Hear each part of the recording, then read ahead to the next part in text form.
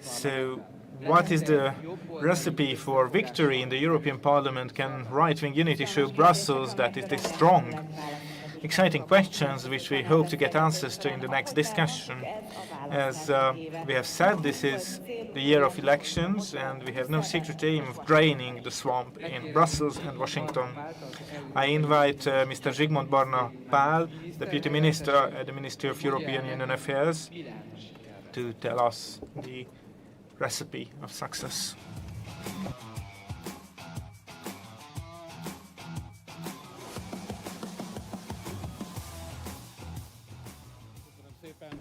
Thank you very much, Steffi and Dani. Welcome, everyone. It's an honor for me to speak in this important event and say a few words before a panel discussion. The panel discussion is going to be in English, so I'm going to deliver the following speech in English as well, and then I will invite the members of the discussion, and we will talk together about the parliamentary elections in the EU. Ladies and gentlemen. Dear friends, although we all feel the stifling power of the Brussels bureaucracy, Hungary's membership in the European Union can still be described as a historic success based on national consensus. Our country has been a member of the European Union for 20 years. Back then, we joined the Europe of the founding fathers. The European Union remains the promise that member states can be stronger together and live in peace, security and prosperity. This is why we are not searching for an alternative to Europe, but we offer a European alternative to the continent that is suffering from federative nightmares and is currently in the grip of globalist fascination. This is our time to break the shackles. We will protect our sovereignty from Brussels, and we will defeat their humble servants in the European capitals as well. Last year, the EU policy dictated by the pro-war Brussels elite caused the biggest failure in the history of the European Union so far. Europe's competitiveness in the world economy has seriously lagged behind its competitors, and the majority of Europeans live worse than they did 5 years ago. The EU has failed to restore peace and security in Europe. Brussels is on the side of war and is doing everything to drag Europe directly into the conflict. If this were not enough, the EU is ruining European farmers. It has failed in curbing illegal migration, in protecting the external borders, and we also see that the Schengen system is cracking. Dear friends, today Hungary still defends Europe's physical and spiritual borders with great strength. Upon orders from the left in Brussels, they are recently also trying to ban those who organize pro-peace conservative conferences. The change is necessary so that Brussels stands on the side of peace instead of war, stands on the side of connectivity and competitiveness instead of economic isolation and unreasonable communist-like central planning, and stands on the side of protecting borders instead of opening the borders in front of illegal migrants. In addition, Brussels must not use access to EU funds for political blackmail. In 2024, there's potential for the Hungarian presidency, scheduled for the latter half of the year, to advance these objectives. Hungary previously successfully fulfilled this role in 2011. Now, as Hungary assumes the presidency once more, it will have the opportunity to influence the Council's agenda and shape the topics under discussion. We also have to manage an institutional transition after the European parliamentary election. Naturally, there are some concerns in certain liberal clubs about this in Washington and in Brussels. But we will make a great presidency of the Council once again. Dear fellow friends, war or peace? This is the question, and yes, this is the stake of the European elections. Europe borders, peace and security must be protected.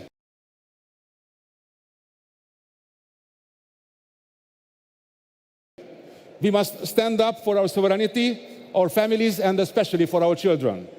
Yes, we are prepared. We get ready for the fight. This is a Wokebusters conference, as I understand, so we are the Brussels busters. We do not speak against Europe. We speak for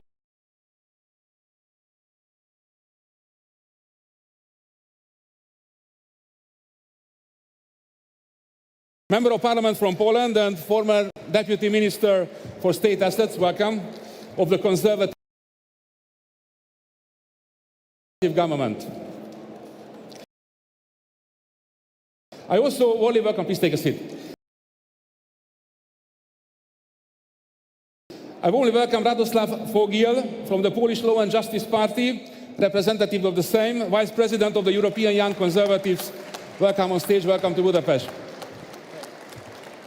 And last but not least, I also warmly welcome Herman Terch, Spanish journalist, lawyer from Vox Party, Spain, member of the European Parliament. Thank you for accepting the invitation. Please take a seat. So, ladies and gentlemen, we will begin our panel discussion. My first question concerns the outcome of the European election, and the question would be, how do you see the outcome of the upcoming European election? Will we win or we lose? Please, Herman. Well, hello to everybody. Please, Hello to everybody.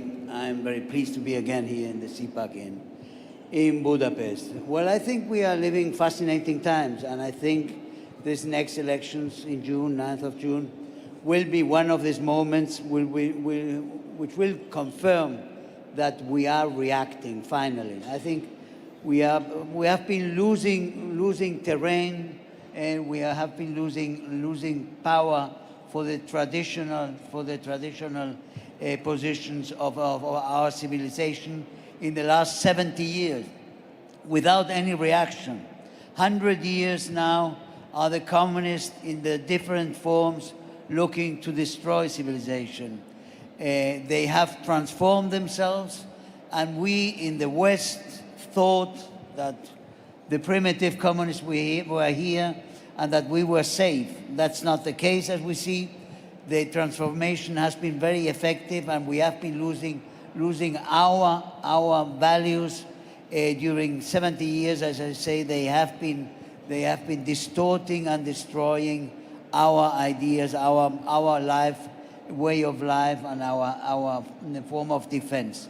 So we are now, and on the 9th of June we will see it, and in the elections in the United States, hopefully as well, we are seeing a global reaction in the Western civilization, and that should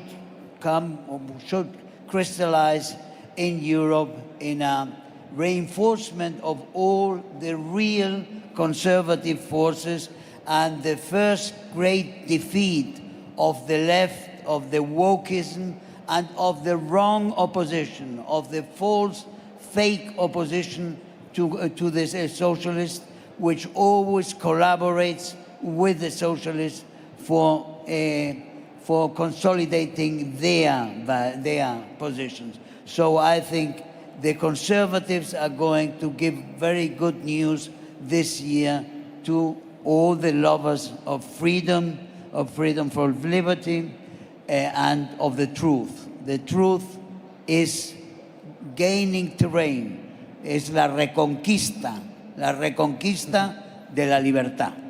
Thank you. thank you. Please, Radoslav, the floor is yours. Thank you very much. Well said, Herman. Thank you for inviting me here. I see we have a great crowd gathered for the Hungarian CPAC. Thanks for being here. Well, if I knew exactly what will be the outcome of the European election, I will definitely bet some money on it and become rich. But the thing is, this is democracy. We don't know. We can't be sure. But the plan is simple. As President Ronald Reagan, who is a patron of this part of our conversation, said, the plan is simple. We win, they lose. And this is something we need to make sure this will happen. We need to make sure in each and every European Union country that the conservative, right-wing, common sense, anti-woke political forces will get as good result as possible. Because it's not just about winning. It is about being able to make a change. And we need a change in Europe. Let me use an example from Poland, from my own country. We were the party in government for the last 8 years. October 2023, we had to give the power to the former opposition. But the thing is, we won the parliamentary election as Law and Justice. We keep winning. We just won the local elections in Poland. But it's still not enough to be in power, because all the other political forces have created a coalition against us. And it's a very exotic coalition, from the very far left through middle left, liberal left, and Christian Democrats. So don't be fooled. They are all made out of the same clay. It is us against them, and them are being all the others. They may wear disguise. They may use political camouflage. Say, we are left, we're liberal left, we're conservative left, we're, I don't know, leftist Christian Democrats.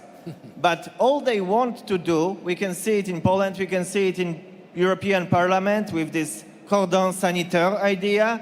They want to prevent the conservative right from making our agenda real. So we not only need to win, we need to win big. We need to win big enough to form a substantial faction in the European Parliament, so nothing can be decided without us, and nothing, most importantly, can be decided against the will of the common European people. Because most of people in Europe, they are reasonable. They are conservative in a way. They don't want a Marxist revolution in their countries. So our job is to make sure that their voices are heard in the European Parliament. Let it be. Thank you. Janusz, the floor is yours.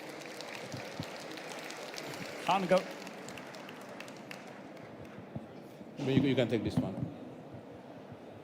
Hungary, proud nation in Europe, welcome. And I would like to begin with saying respect and thank you by showing you to other countries in the whole Europe how to fight for sovereignty. Thank you very much, Hungarian patriots.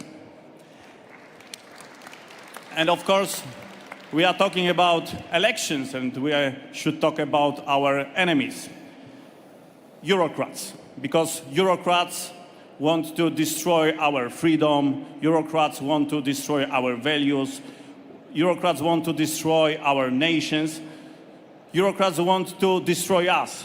So what should we do? We should destroy Eurocrats. We should fight, we should stand together, and we should win election, and of course with no mercy to Eurocrats. It is important election for our freedom and for our nation, because it is a stance that we cannot agree for German vision of United Europe. And my very simple, very easy question to you, to patriots from whole Europe.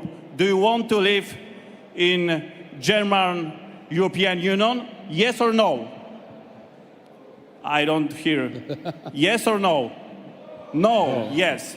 So that's why we should win this election with Radosław Fogiel in our country, in our state, in in Pole, because we are Poles, we have Polish duties, you are Hungarian, you have Hungarian duties. We have very simple choice: independence or Donald Tusk.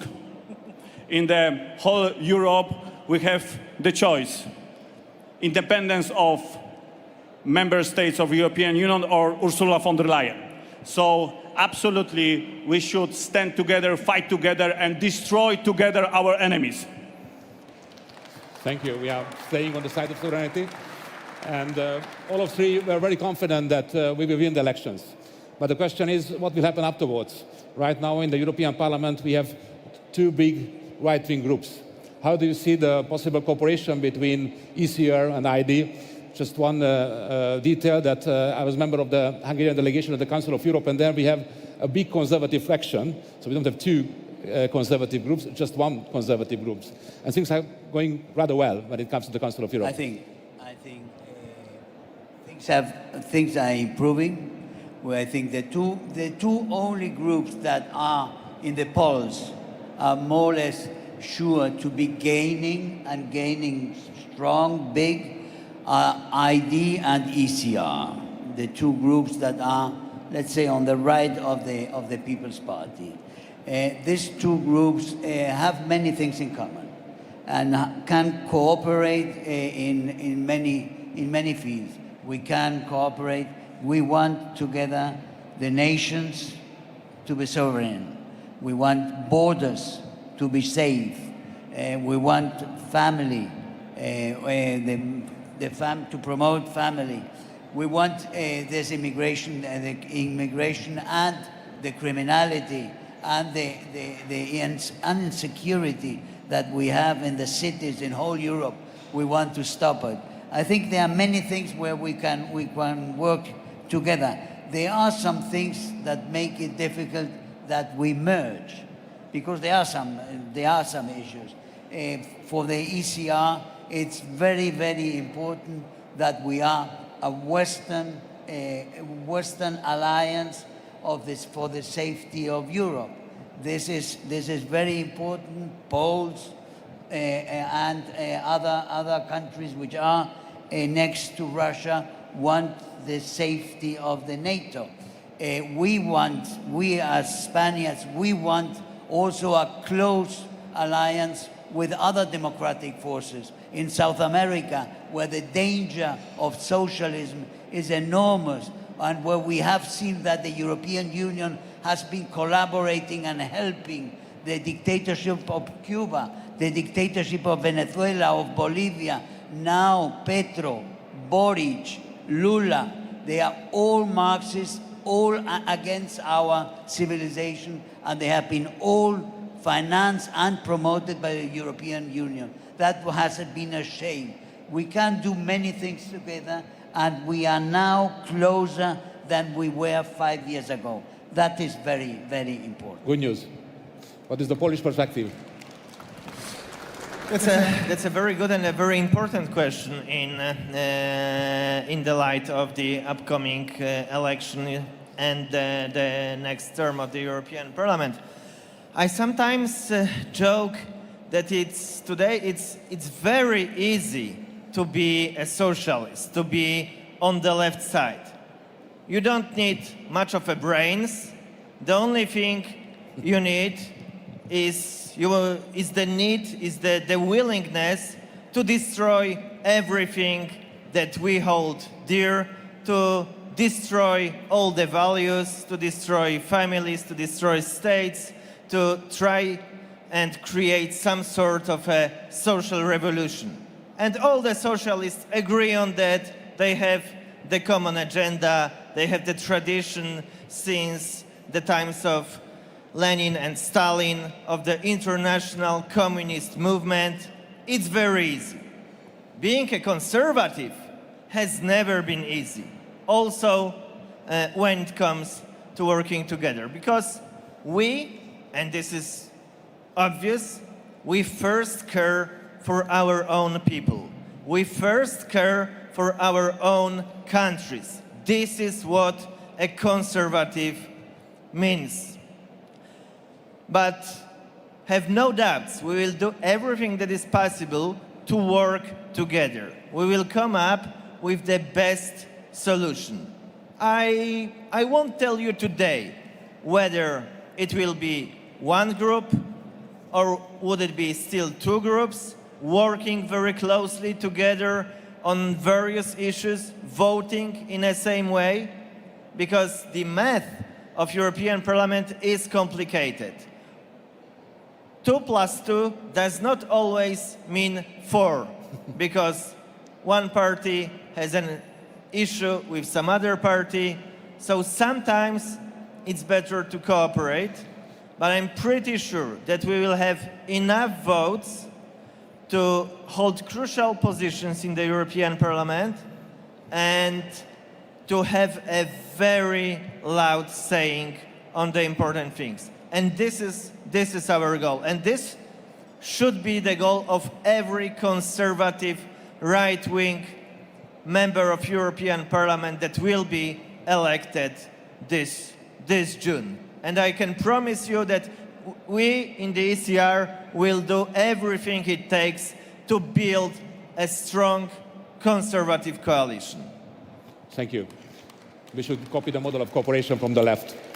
Another Polish perspective, please. In my opinion, the European Union is in a crucial moment because, in my opinion, the European Union is collapsing. For example, Brussels is a European capital of corruption. Even you cannot organize such a great conference like as CPAC in Brussels. So it is a crucial moment for whole the nation in the European Union because, as you know, bureaucrats and German politics want to build European Union as a one state, and we should say absolutely no for this idea. But from Polish perspective, this year is also very important because of the election in United States, and I hope in the United States Donald Trump will win the election. From Polish perspective, Donald Trump was a very good and fantastic Polish friend because he supported Poland, he weakened Germany, he, for example, stopped Nord Stream 2, and I hope Donald Trump will win an election and, of course, will be our friends in the European Union, I mean Hungary and Poland. But now the most important thing is to win with Donald Tusk in Poland, with Ursula von der Leyen in Germany. For example, on 10th May, I think so, in Katowice in Poland, Ursula von der Leyen and German politic Donald Tusk, because he's not a Polish politic, they will present a vision for the whole Europe. Be careful, because it is a very crucial moment.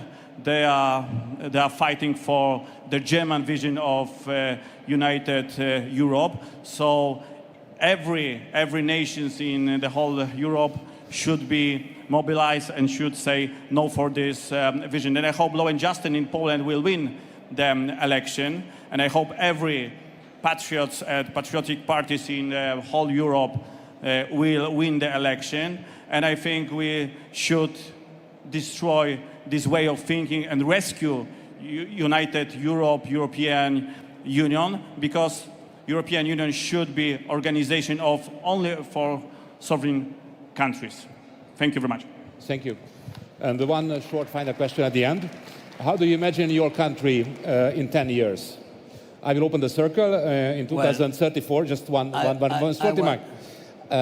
I see Hungary as still a country of prosperity, of security and peace, and the name of the Prime Minister is still Viktor Orbán. What is your expectation about 2034? I see the miracle of Viktor Orbán and the Conservatives in Hungary is really a good prospect for everybody. We are seeing the disaster of Germany. You are saying they want to make us a Europe, a German Europe, a Prussian Europe. We only have to see Germany today, what Germany is, which is in shambles. Germany is in shambles now. It's a disastrous moment. And we have miracles. The miracle is Viktor Orbán here. The miracle is, in this moment, Milei. Javier Milei in Argentina, far away. We were, my leader, Santiago Abascal, and myself, we were with Viktor Orban in Buenos Aires when Milei took over office. That's a miracle that brings, we have hope that we won't have the disaster of a German Europe.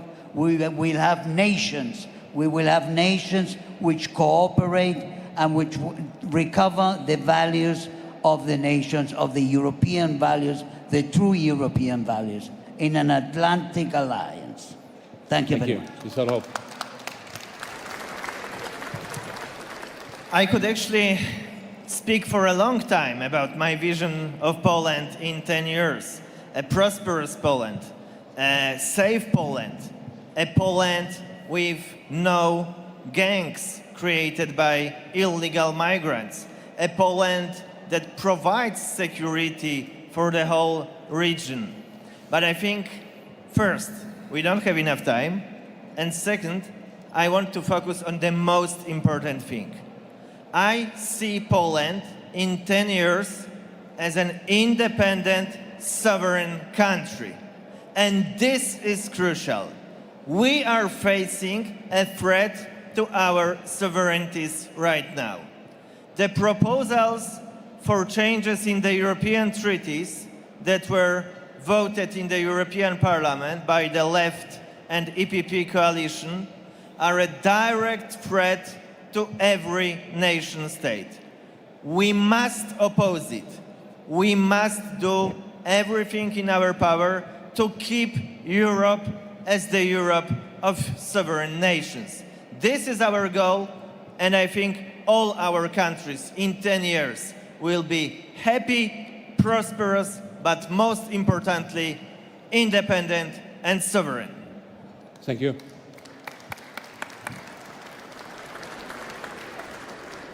In my heart, of course, Poland is the most beautiful place in the world. And of course, I invite you to beautiful Poland. It's a safe, a beautiful country. But of course, now in this crucial moment, as Radosław Fogel said, in my opinion, this is the choice. Green Deal or Polexit. Green Deal or Polexit, because we cannot accept Green Deal policy. It's absolutely crazy policy. Bureaucrats, they want to even take away our, not only our freedom, but also our property. So we cannot agree for this, and next 10 years, I think so, the European Union will collapse if Green Deal will be realizing in the next 10 years. So that's why we should, in this election, fight for our sovereignty, for our freedom, for our property, for our values, for our families, even for our children, because they want to take away our children. We cannot agree for that. And so I hope that every patriot in every members of states in European Union will win the election. And the new coalition in European Parliament will win new and will create new European Commission without Ursula von der Leyen, Donald Tusk. And I hope that, for example, Viktor Orban, Hungarian Prime Minister, will vote for these ideas of changing treaty, because it is very dangerous for our sovereignty. Unfortunately, yesterday, my government, I mean Ministry of Foreign Affairs, Radosław Sikorski and Donald Tusk, they agreed that they want to change the European treaty. No, please, let's fight about our freedom, let's fight about our sovereignty, and I hope we'll win the election. Thank you very much. Thank you. Unfortunately, we have to finish because we run out of time. Thank you for your presence. Thank you, Herman, Radoslav, and Ernest, and I hope to see you soon in Budapest. Have a nice day. Thank you, and good luck. Thank you. Thank you. Thank you.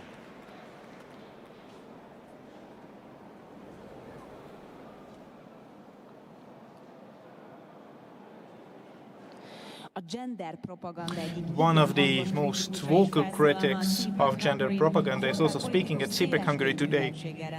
Croatian politician with a broad education. Main areas of research include religion, politics, ideology and constitutional theory. This person held several high-level government positions, founder and president of the Center for Renewal and Culture, a Croatian NGO that aims to train young professionals in the field of virtue, ethics and leadership. As part of the coalition that successfully organized the national referendum on the definition of marriage in 2013, defying LGBTQ propaganda. On stage, the representative Stephen Bartulika.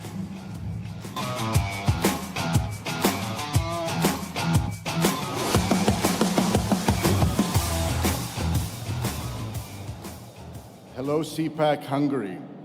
It's great to be back in this beautiful city.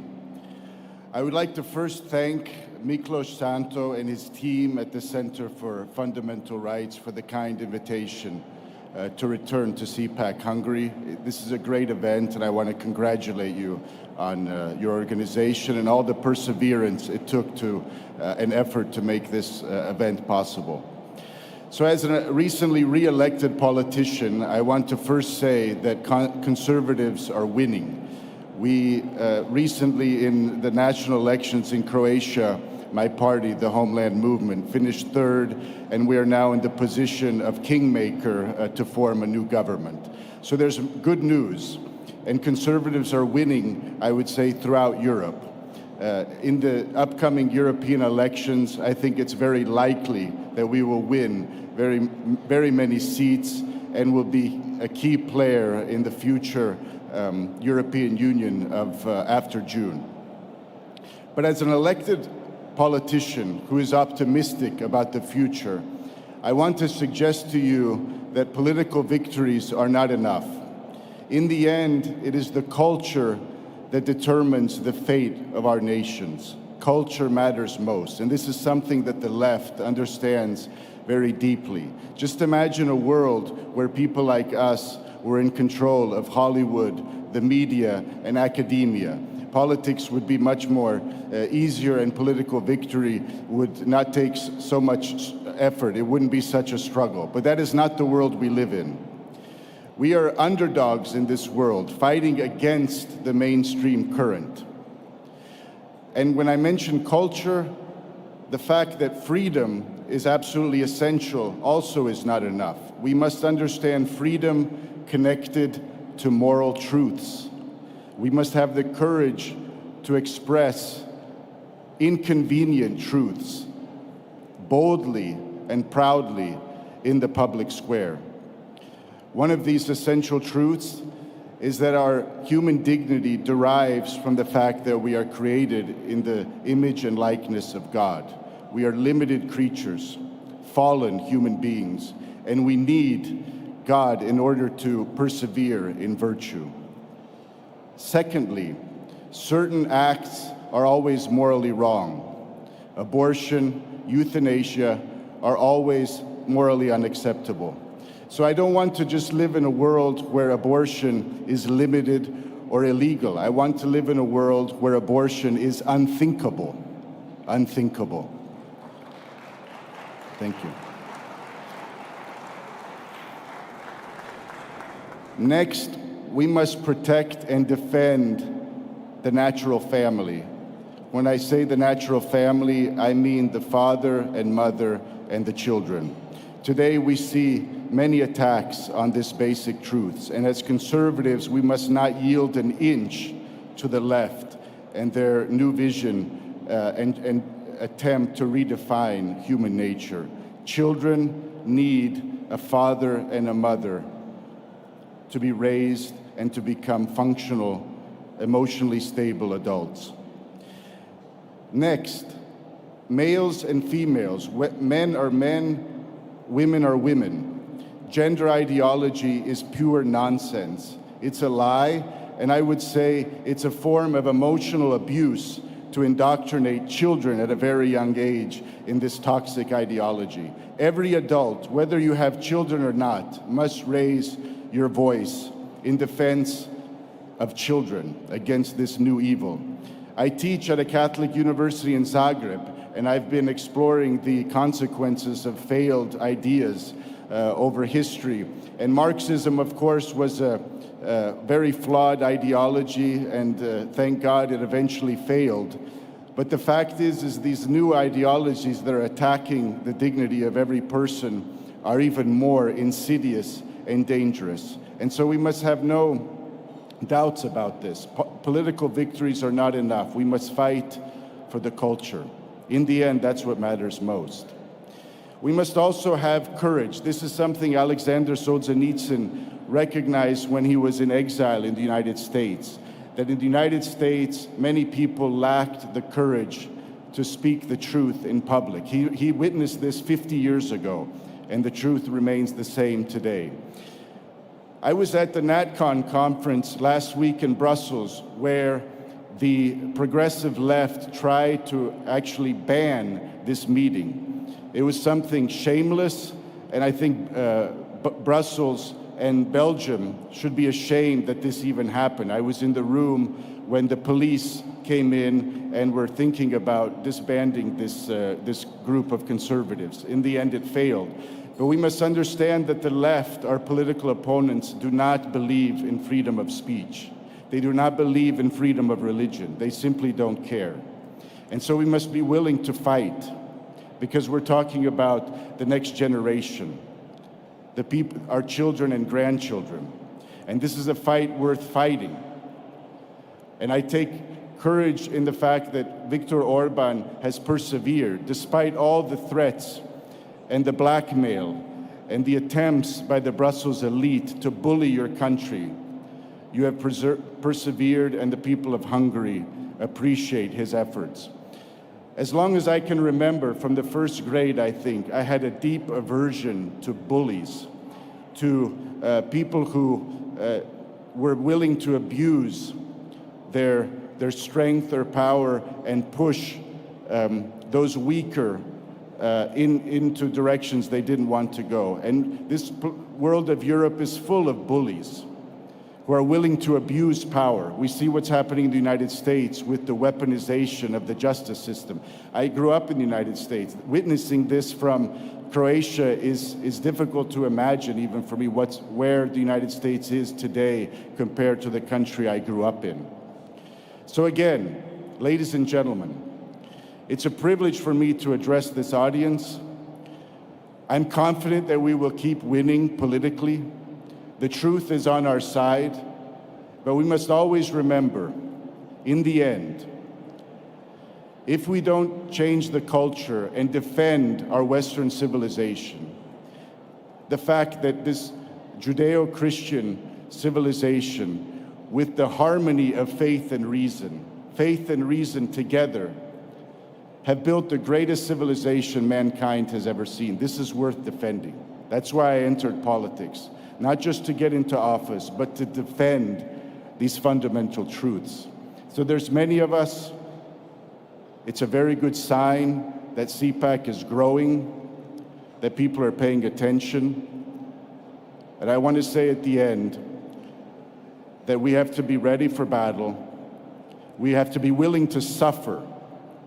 That's one thing I learned from the victims of communism. They were willing to suffer for the truth. And in the end, the truth prevailed. Many of our grandmothers and grandfathers did not live to witness the collapse of communism, but they were willing to make witness to the truth and suffer for the truth. And in the end, we now have benefited from their witness. And so we must do the same. The enemy may change its form, but in the end, it's a battle for the truth of the human being, the human heart. And so I wish you all strength, courage, perseverance, a smiley face. Conservatives need to smile more. We're winning. And let's stay together and save our Western civilization and save Europe. Thank you very much for this privilege.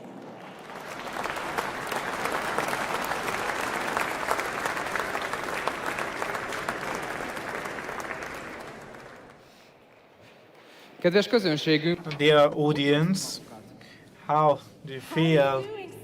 How are you doing, CPAC? ennyi, biztos, hogy tudnak többet is. Mutassák I'm meg, sure you hogy can érzik do magukat. better. Let's show us CPAC Hungary, how you're feeling.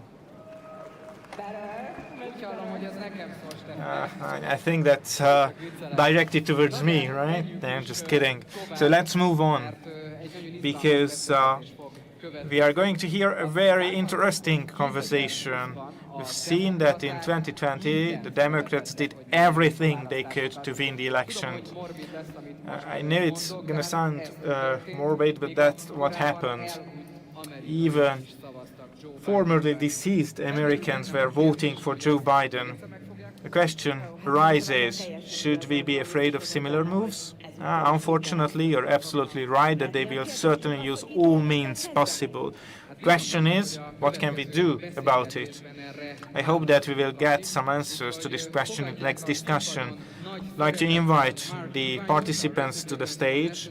Welcome Mark Ivanyo, founder of Republicans for National Renewal, Houston attorney, Diego Morales, Guatemalan-American politician, Indiana Secretary of State, and Zoltán Koskovics, geopolitical analyst at the Center for Fundamental Rights.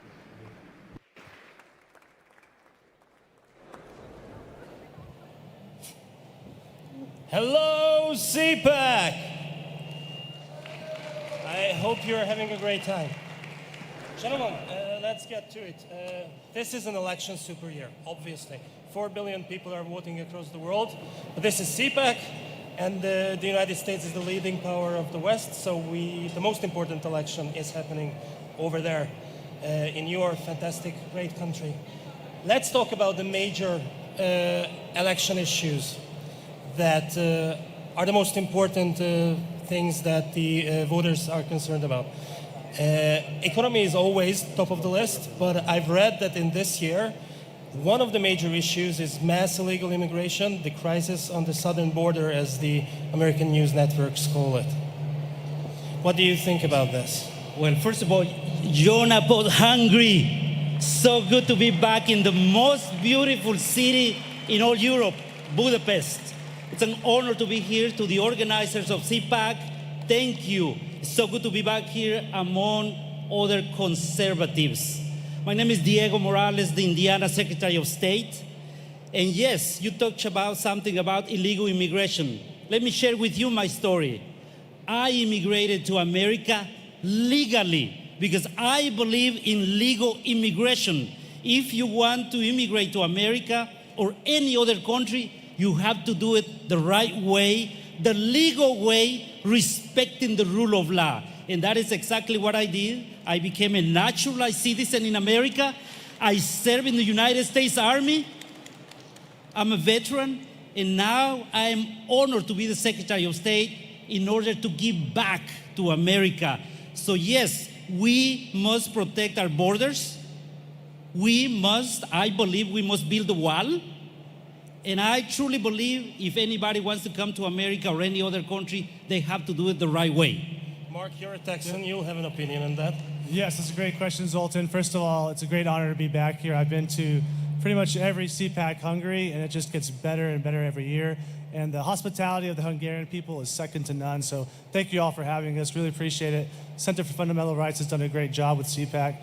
And yes, I'm from Texas, and our border has been swarmed like never before. I mean, unprecedented amount of illegal aliens over there. And the federal government, it's their job to protect the border. They have failed to do that, and so Governor Abbott in Texas sent the National Guard to the border to protect it. And they got sued by the federal government for doing the federal government's job. So it makes no sense to normal people, and I think that's also part of why President Biden is so low in the polls. People are just sick and tired of getting overrun by illegal aliens, and the rule of law is just disrespected completely. And we also always hear this trite saying, which is, well, the illegals are better Americans than many other Americans. Well, no, they're not. If they were better Americans, perhaps they would respect and follow the rule of law. Well, if you enter the country breaking the law, then what are people expecting your behavior will be inside the country? Your first act was breaking the law. Hungary has done a lot in the last almost a decade to protect our borders. Has this at all been noticed in the United States? Do you think that Hungary can serve as an example for how to protect borders? Yes, I think Hungary is extremely inspirational. So we've heard the news, in the United States about so-called refugees, whether they're economic or wartime. Most of them are economic, and they're just flooding through Europe, right? But Hungary has been one of the few countries that has said, not for us. We want to remain Christian. We want to preserve our culture, our identity. And so we are going to close off our borders. And if you want to stay here, you have to earn it. And so that's very inspirational to conservatives in the United States who aren't necessarily against immigration. We just want to have a process. We want to vet people. We want people who want to go to the States to better their lives and to better their country, not to take advantage of it. All right, let's move on to another very important subject that everybody is basically talking about.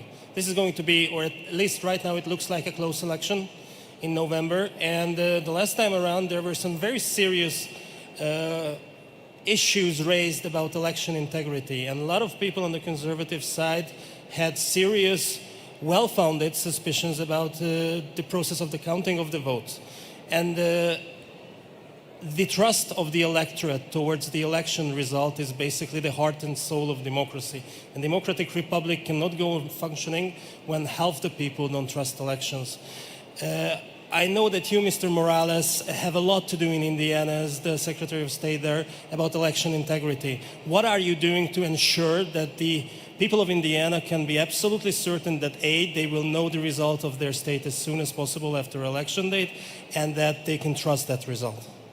Great question. As the Indiana Secretary of State, I am the Chief Election Officer, and my number one job is to protect the integrity of our elections, to have free, fair, safe, and secure elections. When I took office on January 1st of 2023, here is what I have done. And I believe Indiana, the great state of Indiana, is going to be a model when it comes to elections for all United States and perhaps the world. Here is why. We passed House Bill 1334, which is expansion of photo ID for absentee. We passed House Bill 1264. What does that mean? For the first time, we are going to clean the voter rolls, the voter file list, because we only want to see eligible Americans to be registered in our rolls. Number two, we are going to request proof of citizenship. As far as I know, only US citizens should be able to vote in our elections in America. And number three, proof of residency. And here is a good one. Number four, we are going to eliminate once and for all private money into our elections. No more private money into Indiana elections. We've been doing this. I've been crisscrossing all 92 counties in a record time. In 3 months, I visited, working with our county clerks, with our partners. So I can tell you, Indiana is ready, and we are going to be the first state this November to show at 6:01 that Donald Trump will be our next president of the United States of America. There you go. Let's hope that's how it turns out. And you will have a lot of work, Mark, your organization's Republicans for National Renewal, to ensure that that is the final result by turning out the voters for Donald Trump. How is your organization handling this huge task? What are you doing to bring out the vote? Well, that's a good question. So the grassroots, the average American, the morale is a little low. They don't want to go to the polls, cast their vote, only to say, well, it's not going to be counted, it's going to be discarded, or the Democrats are going to bring in a big box at 3 in the morning and dump off thousands of ballots that override your vote. And so you could have the best candidate in the world, and I've been telling people this, the best candidate, if you can picture it. They go, they knock on doors, they give great speeches, they have great crowds. But if you don't have election integrity, you will still lose. We saw Joe Biden. He was hanging out in his basement. How did he win? He won, allegedly, but he didn't go campaigning because he had his folks out there gathering the ballots, ballot harvesting, and then casting them. And so we've been working with Republicans for National Renewal and some of the grassroots operations around the country, particularly Scott Pressler, who's been doing a great job with the grassroots, and basically telling people, if you're in a state where ballot harvesting is legal, then you should be ballot harvesting. You have to do it. If you don't, you're going to lose. And so go to churches, Go to large communities that tend to be conservative and tell them, hey, you all support our policies. Let us get your ballots and turn them in. Although normally you'd be against that, it's legal in your country or in your state. And if you don't do it, you're going to get Joe Biden, you're going to get any kind of leftist, communist, et cetera. So there's a big incentive to use the tools we have, and that's how we're combating it. Hopefully we can just get rid of mail-in ballot in the first place, or ballot harvesting, but in the states that we can't, we have to operate within the system. Yeah, absolutely. You have to use the tools that are available to you. You have to play by the rules that are set out, and then you have to ensure that those rules at least are enforced. Incidentally, another big issue in all American elections is the photo ID question. Now, it is crazy to Hungarians because we cannot imagine voting without proving your identity. But there are still a number of American states where you don't actually have to produce a photo ID. Is that correct? Well, you know, first of all, Indiana became the first state in the union to push IDs when you go to vote. In fact, this case, it went to the Supreme Court, and by the way, we won. So Indiana was the first state to make sure ask an ID.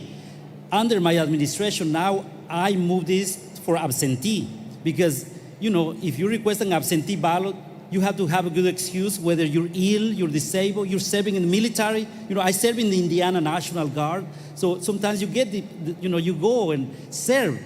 It's okay, but we need to make sure that you can do it transparently, and that is why we passed House Bill 1334, which is expansion of photo ID for absentee. But make no mistake, Indiana believes in voter ID identification.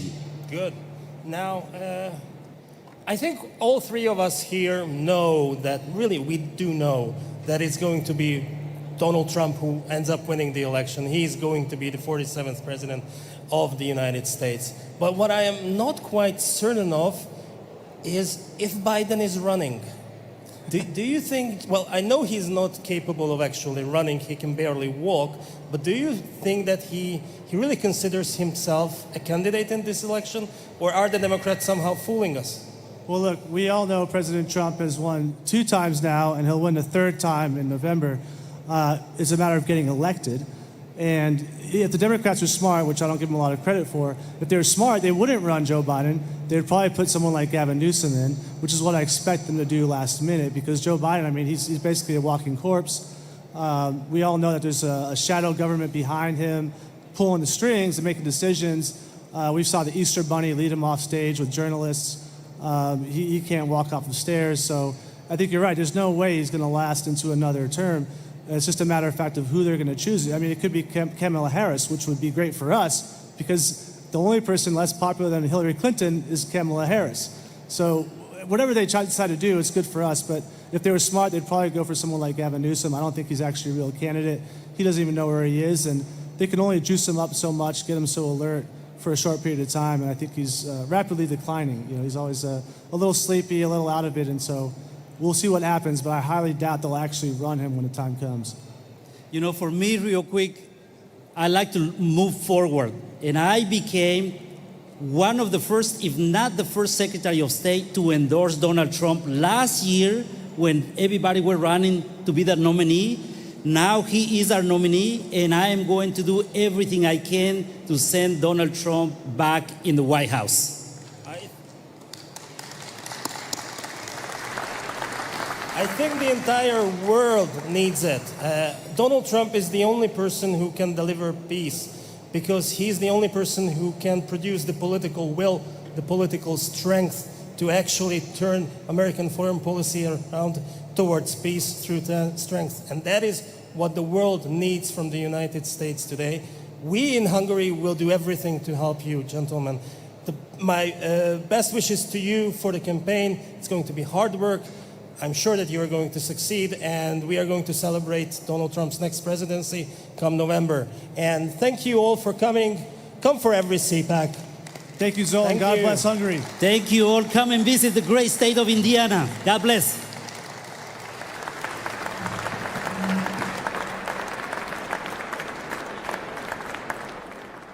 Következő felszólaló Our next speaker will be the Trump administration's Secretary of Homeland Security, a true leader in the fight against illegal migration. During his time in government, he has successfully managed numerous border crises and regularly publishes and speaks on national security, immigration and counterterrorism issues. He currently serves as the Director of Strategy and Director of the Center for Homeland Security and Immigration at the America First Policy Institute, a key international ally for the Center for Fundamental Rights. He is not only a friend of Hungary, but also a comrade in arms in the fight for peace and security. Ladies and gentlemen, on the CPAC Hungary stage, Geert Wilders.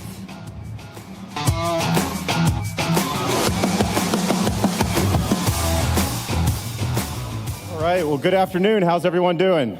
All right. Well, let me start off with a story that I believe illustrates why we're all here. On October 5th, 1919, a group of Romanian soldiers, under orders to remove treasures from the Hungarian National Museum, were confronted by an unlikely figure. That figure was Harry Hill Bandholz, a major general in the United States Army, and was stationed here in Budapest on duty with the Allied Control Commission. General Bandholz found himself unarmed, alone, and facing down determined Romanian veterans bent upon revenge against their Hungarian enemies. Most Hungarians know the rest of the story. The Romanians left, the Americans stayed, and Hungary's treasures remained intact. Today, General Bandholz is honored with a statue outside the Hungarian parliament, a distinction he shares with the United States President Ronald Reagan. Hungary today is not just a friend, but an ally, and returns its patrimony to us in this century as much as we returned Hungary's in the last. We don't get back from you a crown or national treasures. Thank you. We get back things that we as Americans care most about. Ideas of freedom, hearts of courage, and heritage of the West. And that's why I believe it's so appropriate for CPAC to be here in Budapest, which just might be Europe's most conservative capital with the most conservative leadership. And I can say confidently that both your capital and your government are more conservative than mine in America, but we're looking to change that. When you read the popular press in the United States and elsewhere, you may get the idea that Hungary has gone down a radical path, some would even say a dictatorial one. So let me list some of the ideas and policy premises that lead our friends in the media and the left to these incorrect conclusions. That there is a West and it's worth defending. That immigrants must adapt to their new country, not the other way around. That religion is fundamental source of culture, identity, and law.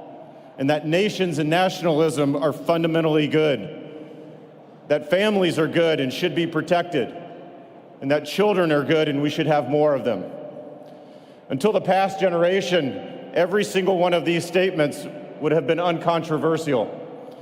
Now, thanks to an accelerated radicalism of the ascendant left and its reframing of our entire existence, these simple affirmations have now become and declared radical.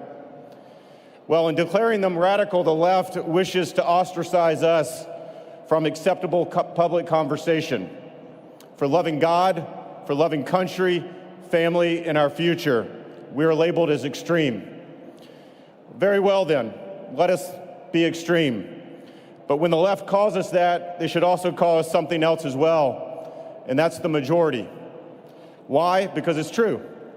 We are the majority, and it's important to say that over and over again, just as much as we prove it over and over again at the ballot box. It's important to say it because it reminds us that we are the ones with plain reality on our side. It's important to say it because we're the ones who defend the weak and the righteous alike, including our children and our faith. But most of all, it's important to say it because it reminds us that our efforts are not in vain. We're going to win, not only here in Hungary, but in the United States. In 7 short months, Americans will decide the future of our country. And for those of you following our election, the ruling elite and the elite class have been telling Americans that a general matchup between former President Trump and President Biden is not what people want, and in fact, should be dreaded. But I think that's wrong. I think that's the wrong way to think about it. In reality, Americans have chosen a Trump and Biden rematch because it's exactly what they want. It means that the ideas of each man, what each man represents, an America first versus America last, is still hotly debated in the United States.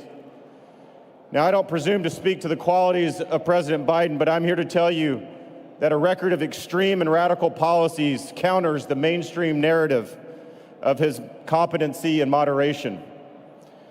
From his politicized armed forces leadership that focuses on white rage rather than communist China, to White House celebrations of sexual preferences, and just recently to a proclamation of Transgender Day of Visibility on Easter Sunday, this administration is the opposite of moderate.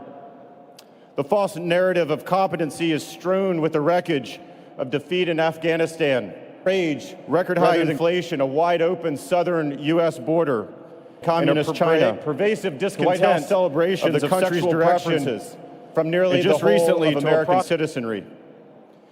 On the other hand, as a veteran of the Trump administration and an America First conservative, I can speak to the impact of President Trump's policies.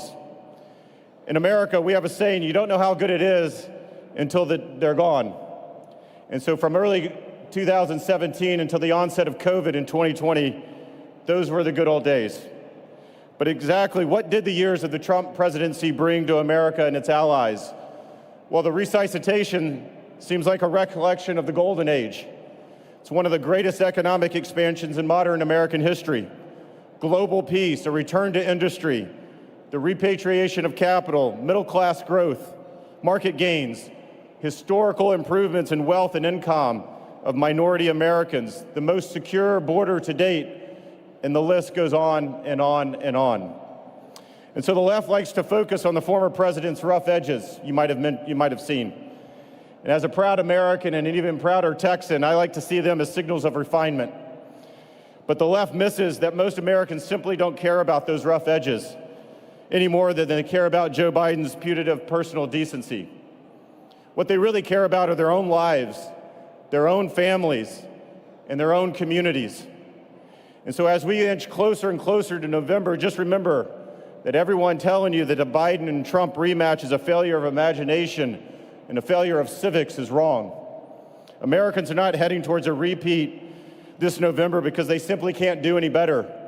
They're getting a rematch because for them, there is a real policy choice between the two that will lead to perhaps the most important choice at all. And that's the state of a nation and, frankly, the world. Poll after poll shows President Trump and the America First movement leading amongst every important issue facing Americans. The left knows this, which is why we see the prosecution of a former U.S. president, something that has been unprecedented in the U.S. political system to date.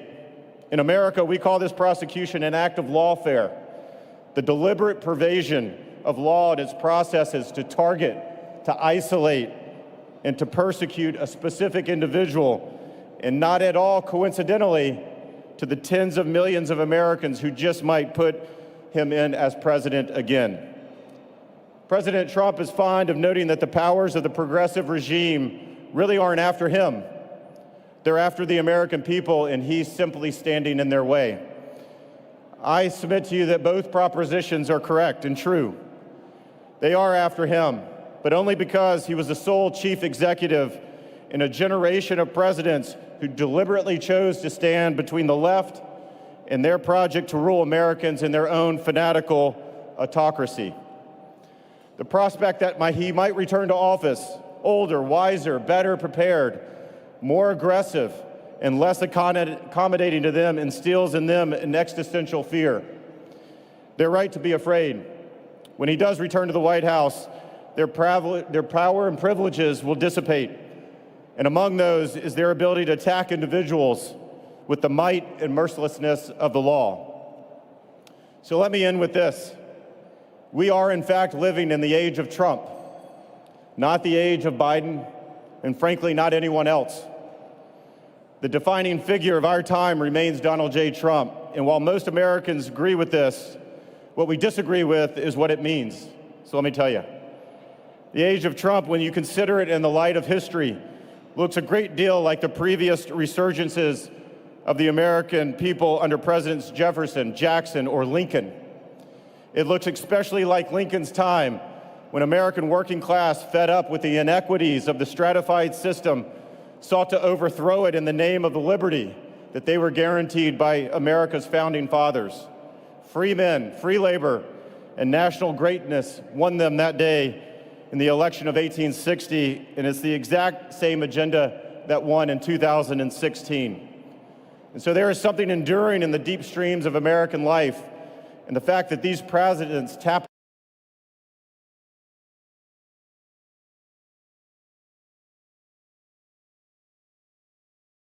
hungry. So with that, thank you for the invitation to be here with you today, and God bless each and every one of you. Thank you.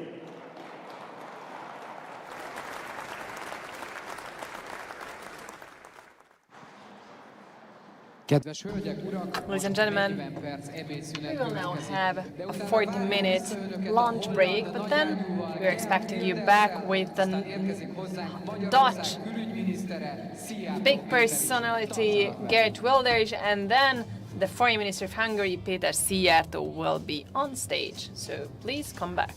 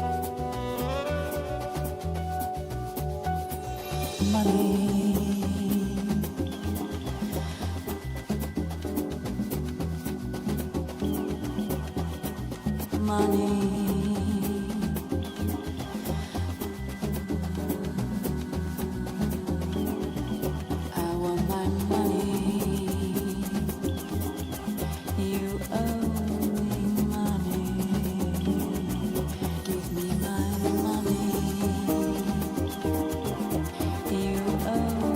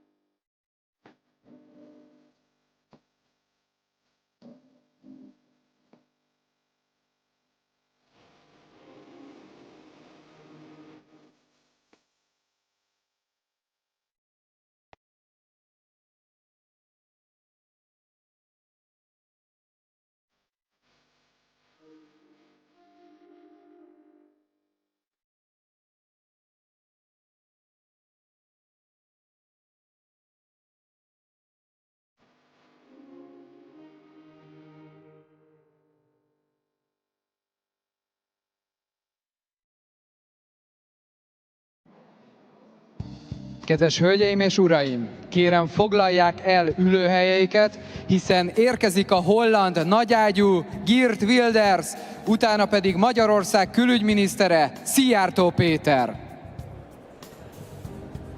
Dear ladies and gentlemen, please take your seats. Soon on the stage will be Minister of Foreign Affairs and Trade, Mr. Peter Szijjártó, and the Dutch so-called Trump, Mr. Geert Wilders.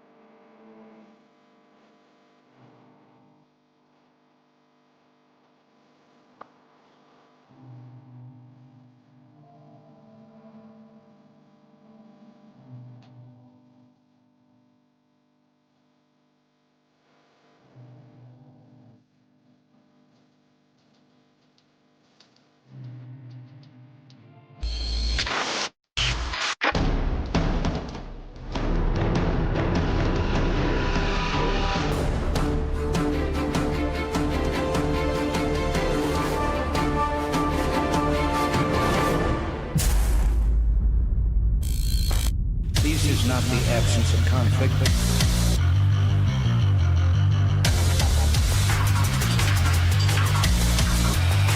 The best is yet to come. No migration, no gender, no war.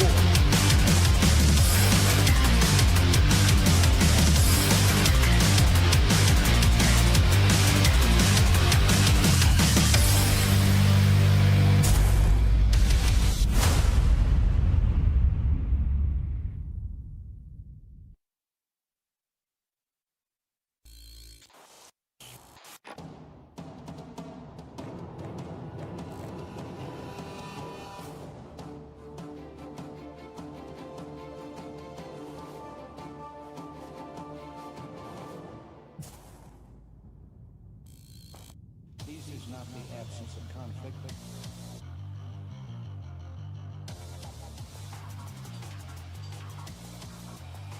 The best is yet to come. No migration, no gender, no war.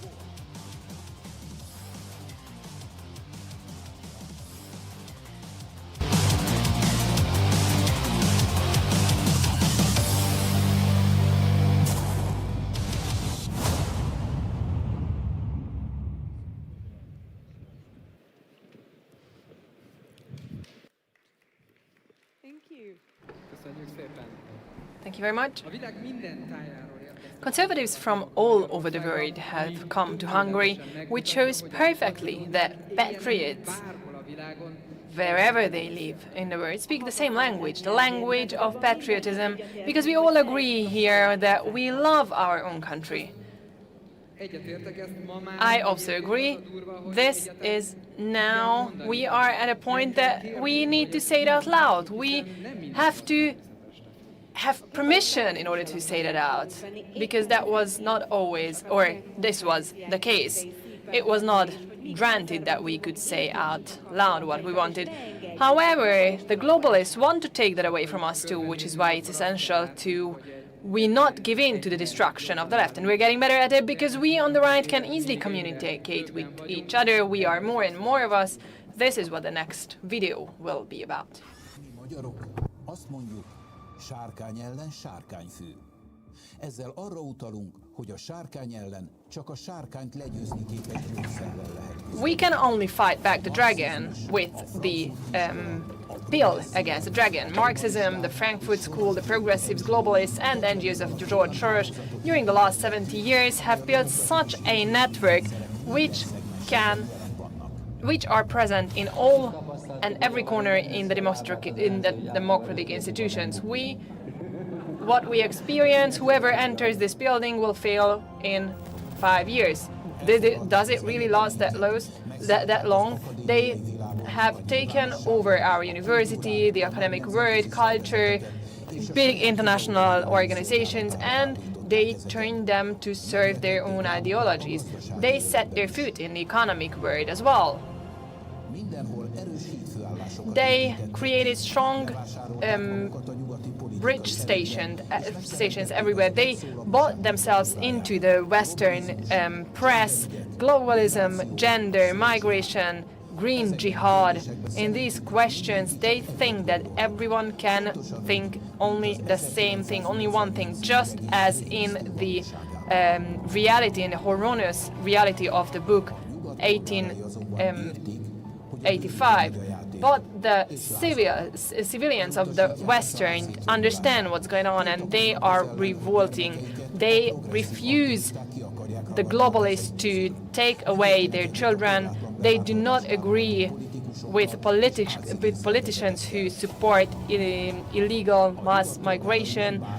Citizens of the West do not want to live anywhere but in their own homeland, in countries which have not been ruined by this green craziness, this exaggeration of green politics and migration. We, representatives of the common sense, those sovereigntists who believe in God, family and homeland, we have the obligation to listen to their words.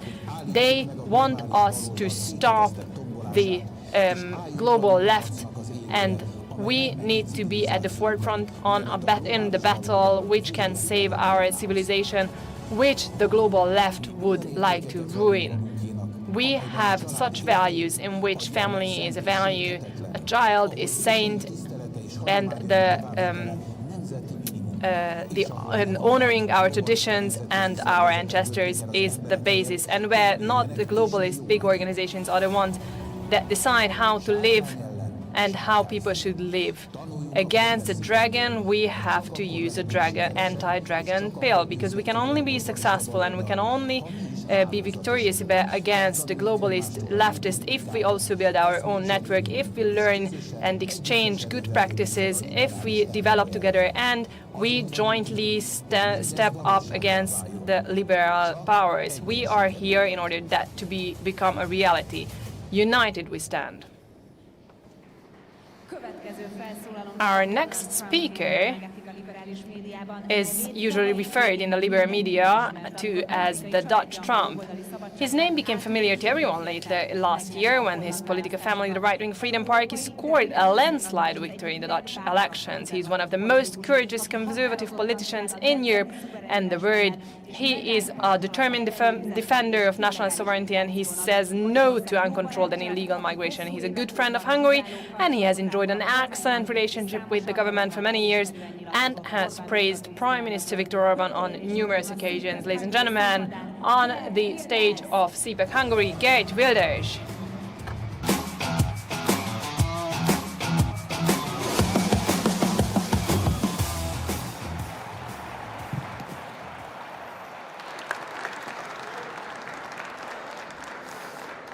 How are you, Budapest?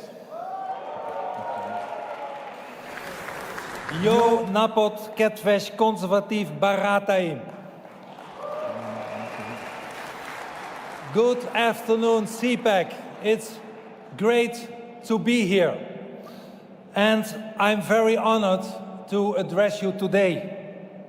Last November, the world witnessed the rising of the Dutch, the rebellion of the Dutch electorate against the ruling establishment. My party, the Party for Freedom, more than doubled its seats in parliament, and we became by far the biggest party in the Netherlands.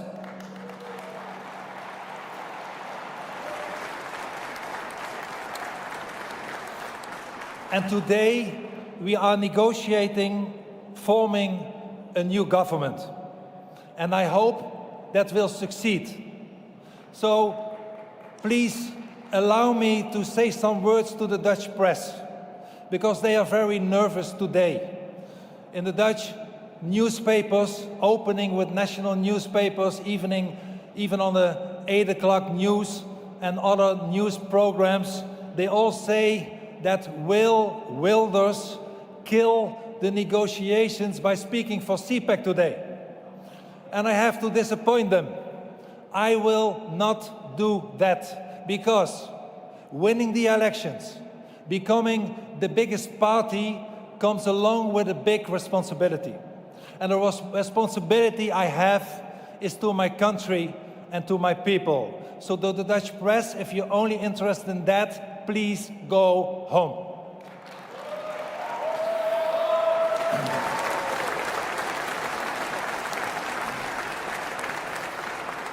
My friends, a lot of people ask me, how did we do that? Win the elections in Holland? And I'm here to tell you. But let me first emphasize that we are standing on the shoulders of giants. Not just Dutch giants. Heroes as Pim Fortuyn or Theo van Gogh, both murdered in my country as martyrs of freedom. But also some of our and your heroes, such as the great Ronald Reagan, who in 1974, exactly 50 years ago, gave the inaugural speech at the first ever CPAC meeting. And much has changed in the last 50 years. Much has changed for the better, such as the liberation of Eastern Europe. But much, unfortunately, has also changed for the worse. New and serious threats have emerged. And that is why CPAC is still necessary. Indeed, it is more needed than ever. Winston Churchill, another giant of the West, once said, and I quote, "Courage is the greatest virtue because it guarantees all the rest," end of quote. And Churchill was right. Courage leads to bravery, and bravery is the prerequisite for victory. And that, my friends, is exactly why I have come to Budapest, to encourage you, to call you to bravery, to support you in your way and your route to victory. And I am extremely happy by doing so in Hungary, the country of my beloved wife Christina and the country of my dear friend Viktor Orbán, who I just met.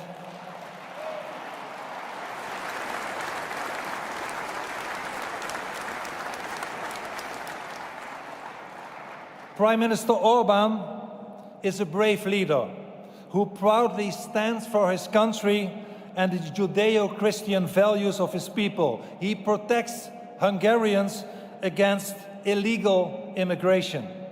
And I wish more European leaders would follow his immigration policy today. And that's really necessary, because I believe there are two great existential threats that we are facing today. One is internal and one is external. First, there is wokeism, cultural relativism, the predominant idea in most of the academia and media that there are no objective truths, no loyalty, no freedom, no nation, no family. Everything to them is subjective. Everything is relative. Everything is interchangeable and without value. And that is the message of the leftish elites. They, the left, have sold so many countries out when they were in charge. They have eliminated their national sovereignty. They sometimes even wrecked its economy. They abolished its national currency. They destroyed its farmers. They ruined its middle class. They perverted the education of children. And last but not least, they have opened our borders for mass immigration and immigrants from an entirely different cultural background. And that brings me to the external threat, which is demographic. The writing is on the wall. The population of Africa is bound to quadruple its present 1.4 billion to almost 5 billion by the end of the century. And 1/3 of them wants to move abroad and come to Europe. And in the past 50 years, governments have inundated us with mass immigration. Often not real refugees, but unskilled illegal immigrants and fortune seekers. Today, many of them are young, single men, not only from Africa, but also from Asia. And these immigrants do not benefit our societies. They cost us money and are an enormous strain on Europe's welfare system. Europe, indeed, today is facing an enormous immigration and asylum crisis, because despite the massive cost, mass immigration was never discouraged. On the contrary, mass immigration was encouraged, seen as an enrichment by cultural relativists. Look around you. But luckily, not in Budapest, but look around you in the most of Europe. There are neighborhoods that have almost become no-go zones, territories where our women and daughters are no longer safe, and our Judeo-Christian values have totally disappeared. Look around you, and you can see people waving the flags of Hamas and Islamic Jihad and shouting anti-Semitic messages in many European capitals after the massacre of innocent Israeli civilians on October 7 last year. And it's no surprise. The Arab Center of Research and Policy Studies shows that 67% of the Arab world consider this barbaric massacre legitimate. My friend, 2024 does not only mark the 50th anniversary of the first CPAC conference, but also the 20th year that I lost my personal freedom. 20 years ago, in 2004, I had to flee my home because Islamic fanatics put me on their death list. For 2 decades now, my wife and I have been living in army barracks, in prison cells, in government safe houses, under 24/7 police protection, only in order to stay alive. Why? The reason is that I dare to criticize Islam. Mullahs and imams have put many fatwas on my head to kill me. But we never give in to totalitarianism. We never give in to violence. We never give in to death threats. Our freedom of speech is sacred, and we never ever compromise with the truth. Never.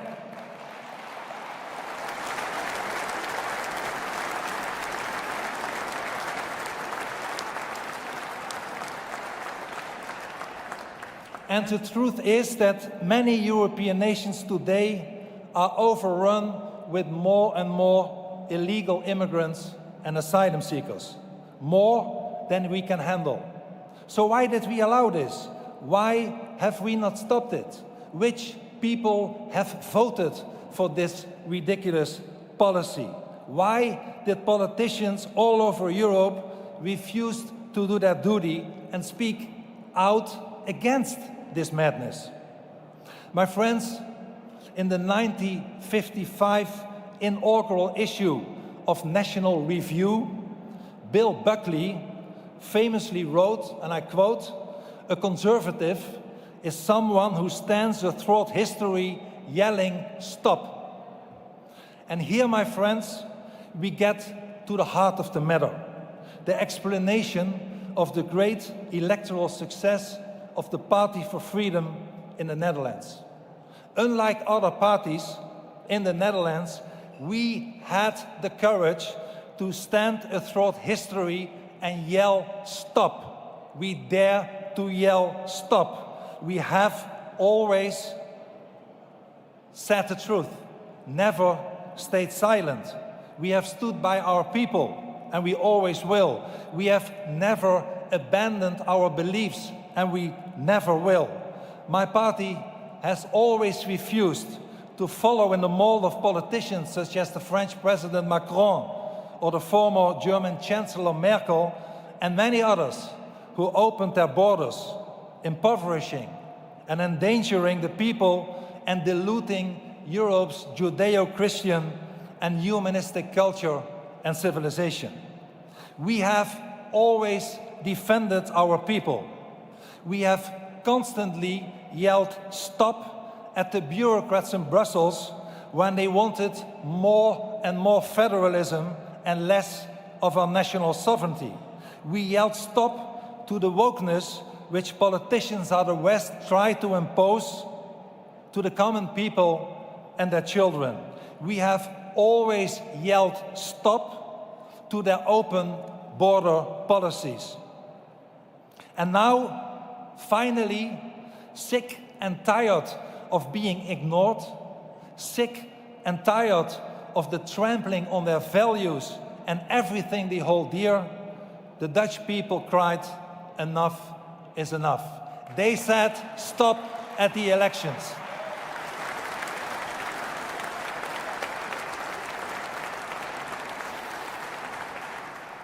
They said stop, and they flocked to us.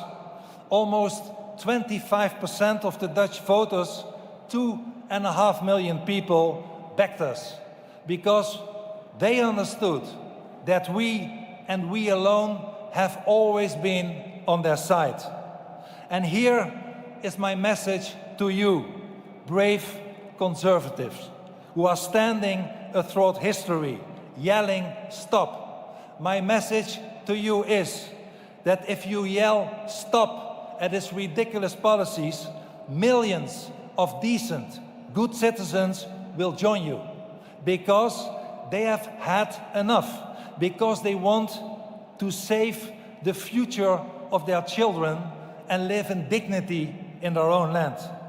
And that, my friends, is why you should take courage. Continue the good fight. Finish the course. Keep the faith. Realize that you stand on the shoulders of giants, and be the champions of the truth. Because, as George Washington once said, and I quote, "Truth will ultimately prevail where there is pains taken to bring it to light." I believe in our mission. I believe in our people. I believe in you. Together we have the strength of masses, cultural conservatives who defend national sovereignty, who defend Judeo-Christian values, are today on the rise in Europe, getting stronger and stronger every day. And we will continue to force to stop illegal immigration. And we will, I can promise you that, as long as good conservatives, if we yell stop at the right moment, the people will follow us and we will win more and more elections. Good luck to you, and thank you for inviting me. Thank you.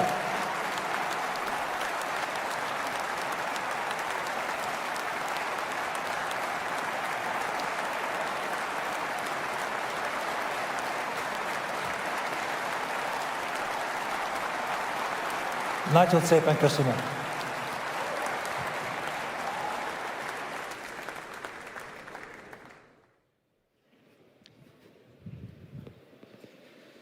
Geert Wilders, nagyon szépen köszönjük. Hollandia után... Thank you very much for your speech. And now, after the Netherlands, we are moving on to the US television presenter turned politician.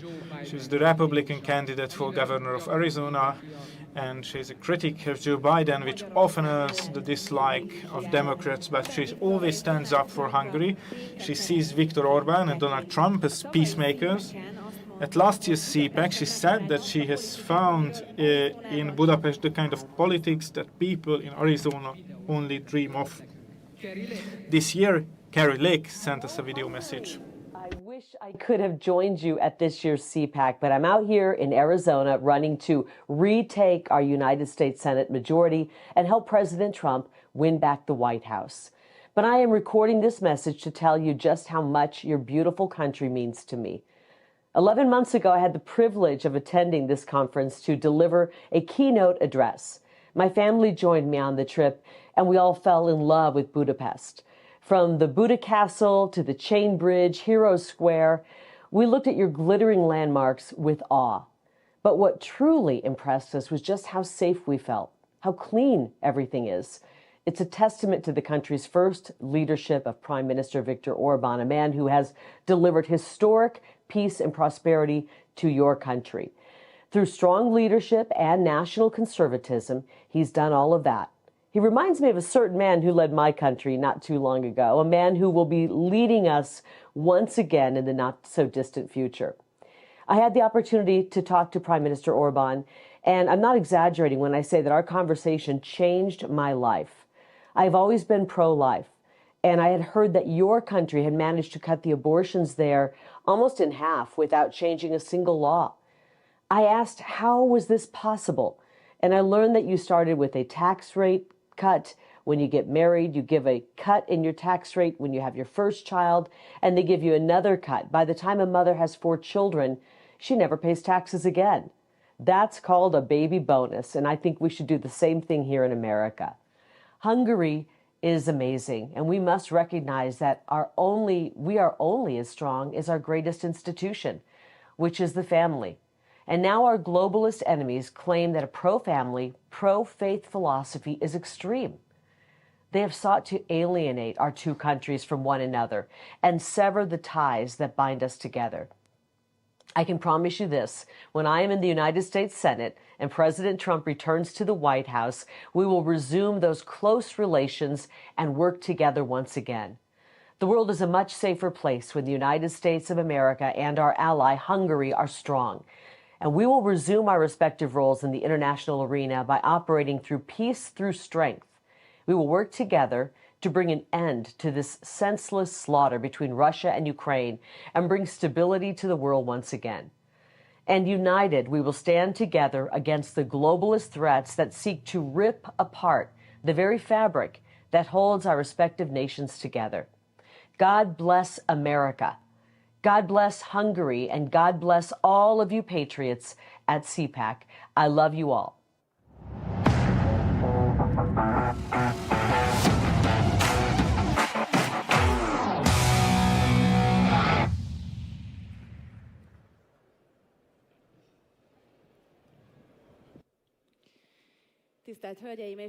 Ladies and gentlemen, our next speaker is a devout Christian and conservative, a key figure on the Chilean right.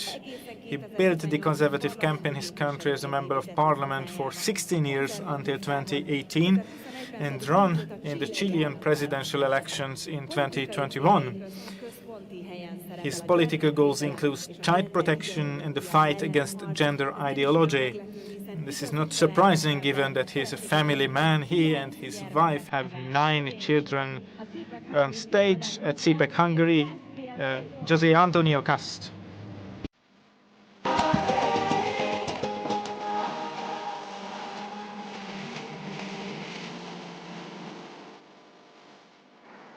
Muy buenas tardes. En primer lugar, Day to you all. First of all, I would like to thank everyone, thank God for being able to gather here. Everyone who is looking for the best interest of our people. I would like to thank Viktor Orbán, Prime Minister of Hungary, who provides a model for a society where we can live in democracy, where we can believe in democracy, in family, in faith. I would like to thank the Center for Fundamental Rights and Miklós Szánto for making this event possible, being able to talk about our ideas. I would like to thank CPAC Foundation, US especially, Matt Schlapp especially, and his wife and his whole team for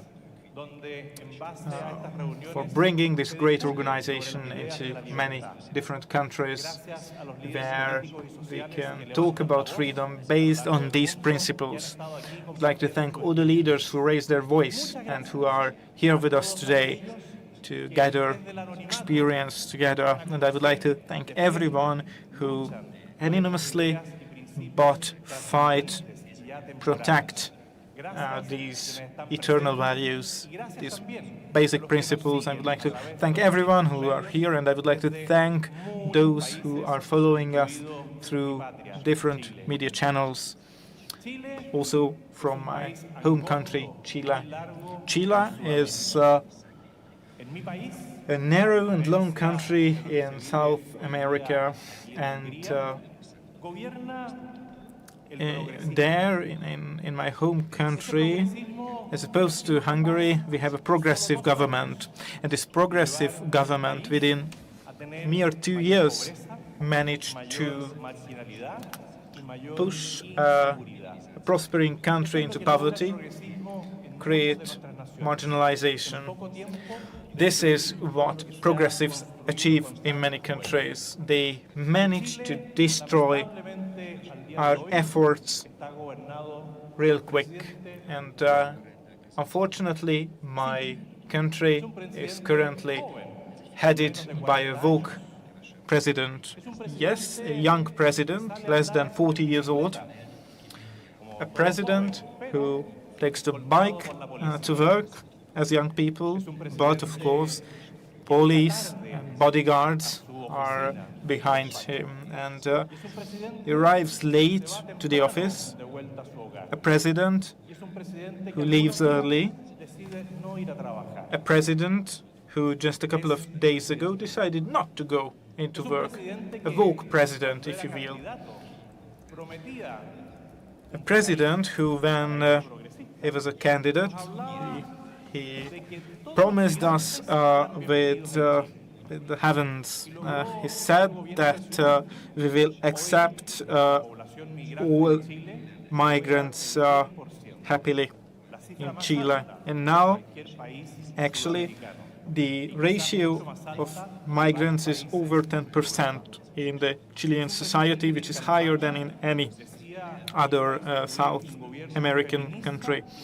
And the president who said during the campaign that he would like to create a feminist, gender-based government. And now what we see is that women cannot leave and go out on the streets after 8 o'clock. Something else he managed to achieve. Now women are afraid. All that in a feminist, gender-based government. He told us that Indian rights are very important, and now what we see is that the country is absolutely dissatisfied, especially in areas with the highest ratio of Indians.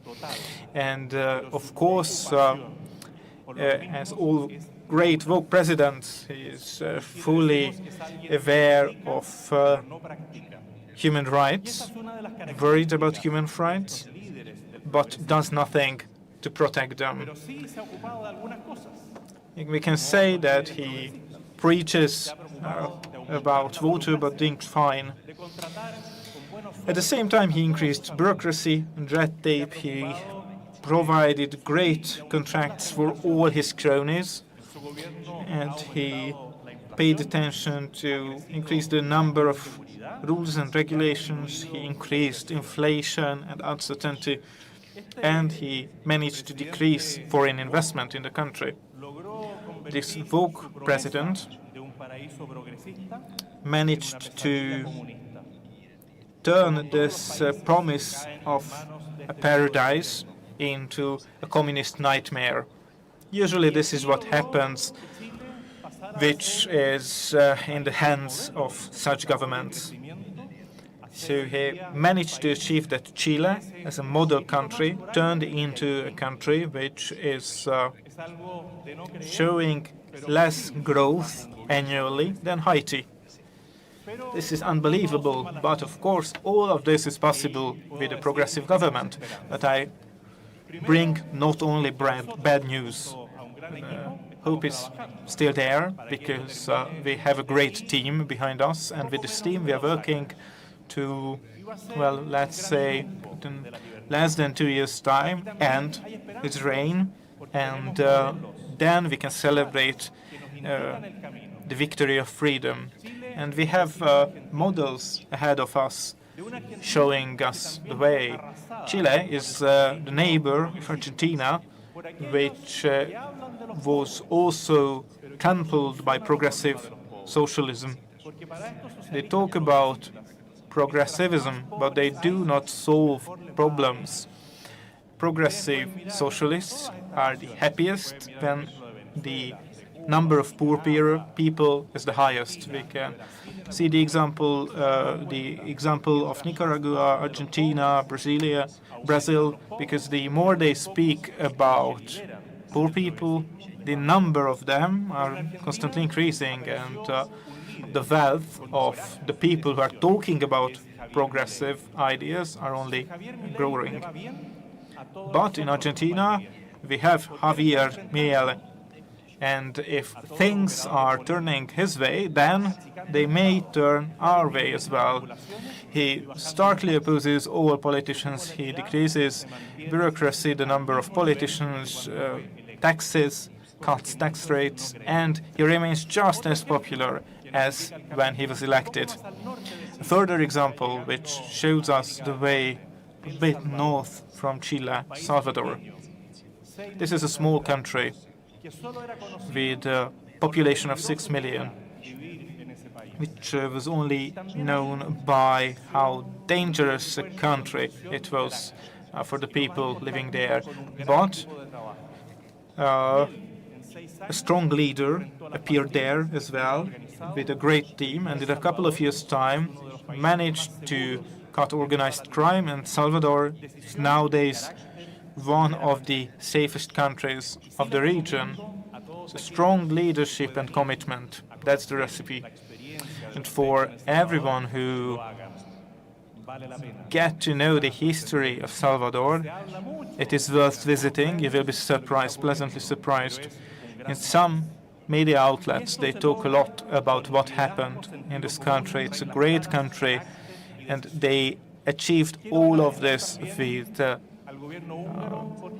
common sense, strong regulation, and so on. And I would like to thank the Hungarian government for welcoming me here 2 years ago in the Network for Political Values back then, which was a transatlantic meeting back then. And the Hungarian government made it possible for us to appear in the United Nations to talk about real human rights in a place where it's long forgotten what the rights of the individuals are. In these meetings, the UN is a place which we have to conquest. That's our task, and we must fill in the positions which are currently occupied by the left. And these meetings are very important because we can share the experience of different countries where our ideology is winning, and we can see how we can progress in a completely destroyed country. Just take a look at the example of Salvador, for example, and if you would like to create a successful family policy, we should take a look at Hungary, what you are doing here in Hungary. So thank you very much for this opportunity.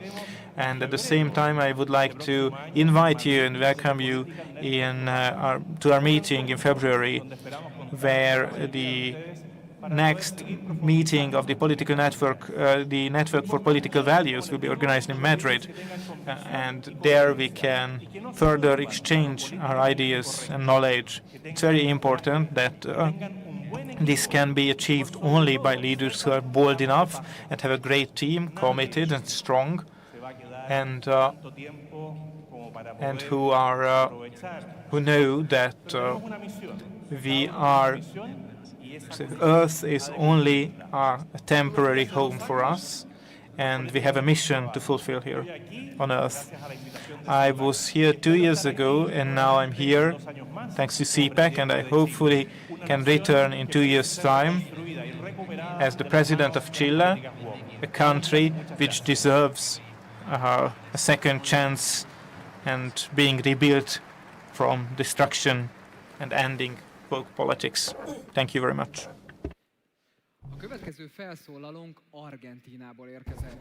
Our next speaker comes from Argentina, where he has become a well-known political influencer and opinion leader on social media, and is now a member of parliament for the province of Buenos Aires and the digital communications director of La Libertad Avanza, led by Javier Milei. A warm welcome to Agustin Romo.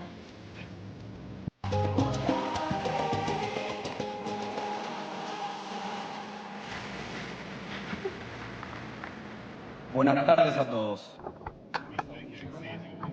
A very good afternoon to you all. My name is Agustin Romo. I'm a member of Parliament of Buenos Aires, and I'm also a member of the campaign team of Javier Milei. I would like to say thanks to Hungary and its Prime Minister Viktor Orban for inviting me, and also the inspiration that they are showing for the free work. As President Milei said, the Western is under threat. The biggest and main powerful politician leaders in the West are those who are against freedom and are representing a social approach. They think that they should decide about questions of how to live and not the civilians, and this will lead to poverty. And believe me, I know what I'm talking about. I come from Argentina. Argentina, the country at the beginning of the 20th century, was the biggest country in terms of GDP per capita. 1853, a constitution was made which made us progressive and which made us progress and develop, and thus it provided huge energy to Argentina and the citizens of the country, and we used that for the right path. However, we left that model and a social justice we wanted to put in practice, which was unfair. The problem was that if a state provides a right to someone, then someone has to pay the price. The legal rights are eternal or infinite, but the obligations are finite. So Argentina started to spend its money and budget, and those resources that we gathered during the good years, we spent so much money that people couldn't repay, and we started to get embedded, and we were the biggest. We had a big crisis, and then no one wanted to borrow us money. Then a hyperinflation started because we became the biggest debtors in the world. So after that, an Argentina was created where half of the population is suffering from poverty, and out of the most developed country of the world, Argentina turned into a poor country. And when Javier Milei, became a president 13 months ago,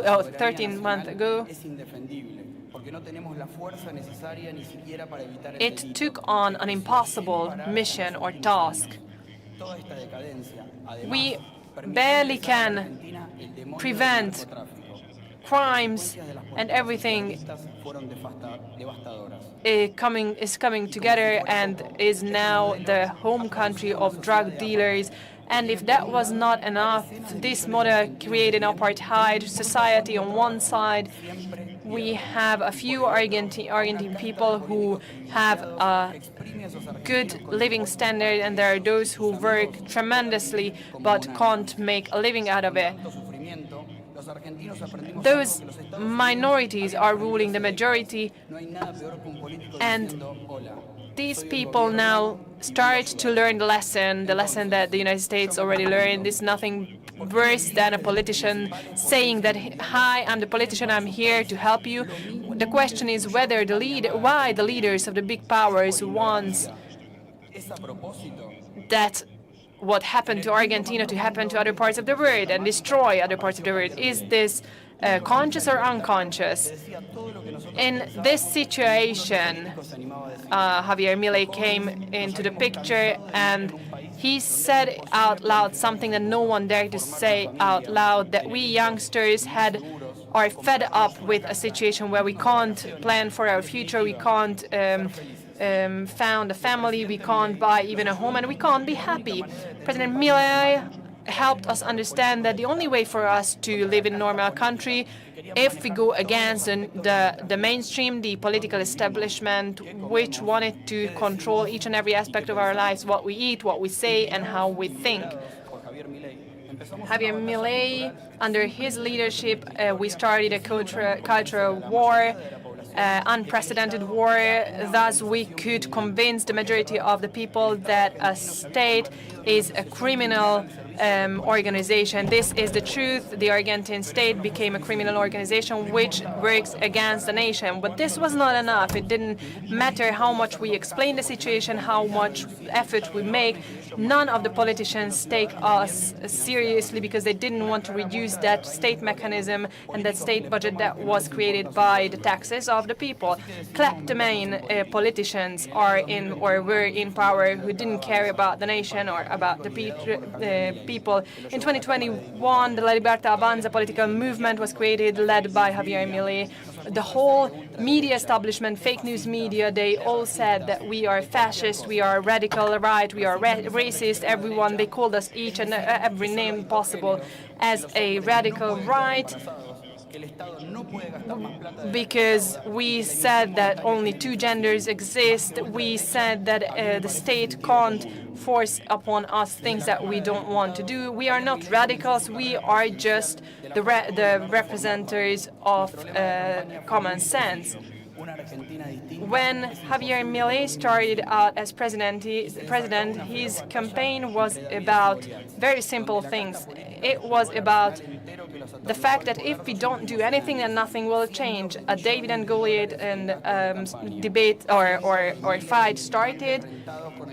Hundreds of millions of political campaigns were started from many of the taxpayers. The whole of the press was taken over, and also the judicial system was also in the hand of the state, of the government, which constantly created and generated those banknotes that created inflation. How we could convince those many Argentines? Well, we didn't have any experience, we didn't have the money, we didn't have military power, we didn't have media on our side. We only had the word of President Milei and the word of such civilians, which was worth something. And practically, we started out with the smallest budgetary campaign, and that helped us winning the presidency campaign. How come that such a political movement, which had nothing, could actually win a lot of people over for becoming or to become president? It's because we protect those who work, we protect the people, we protect reality, and they protected a vision, a false vision. This is why, in the framework of all this, I'd like to highlight and emphasize the incredible role of Elon Musk. Without him, we would have had a much more difficult work. His official, and also we would like to thank the help of the Brazilian people, because a dictatorship became instead of the right-wing democracy. And I would also like to talk about the freedom of speech. Those who are against freedom of speech, they are the ones who are afraid of the reality. I tell you this because my heart is in pain, because I see that those powers in the world that we think that are the bastions of freedom are now collapsing, and I think that's my moral obligation to follow this and to support this fight against this situation. The other reason why I'm telling you this is that the presidency of Javier Milei and the La Libertad Avanza is the living proof of how a small group can defeat the corrupt establishment, no matter how big of a power that has, no matter how high that hill is. Whoever has truth can defeat those who are illusionists. Javier Milei started to implement those things that he promised in his campaign. He reduced the debts of the state, and also the communication tools that he promised he would reduce. He did it. After more than 20 years of deficit in the state budget, now we again have benefits. We are fighting back the false trade. We started to exclude those institutions that want to influence us ideologically, and the fact that the communist China started to buy out our country. We again now preventing that. When we also prevent politicians to be corrupt and to sell out our country. We indeed implement whatever we promised during the campaign, and this is the first time in history that someone told the truth. Economical situation for Argentine people is very difficult, and that is why Argentine people support Milei. Before closing, I'd like to take this opportunity because we are on an international forum, and I would like to tell you that Falkland Islands are still illegally occupied by the United Kingdom. And we would like to ensure you from Argentina that we will fight, we will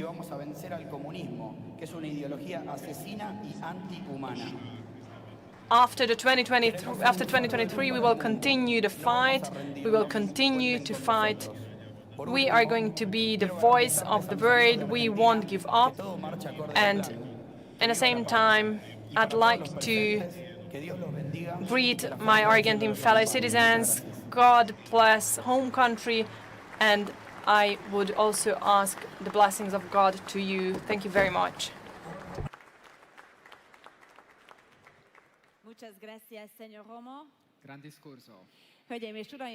Ladies and gentlemen, let's move on with speakers from Latin America and Spain. And I was interested, I was thinking about the relationship between two conservatives from Spain, Colombia, Paraguay and Hungary. Well, I can say for sure as that patriotism is an important part of any of these nations. I'm also sure that whether in Spain or in South America, there are serious forces working to ensure that they cannot succeed. And in the next few minutes, we will be talking about this with Vojk Farkas, head of the Madrid office of the Center for Fundamental Rights.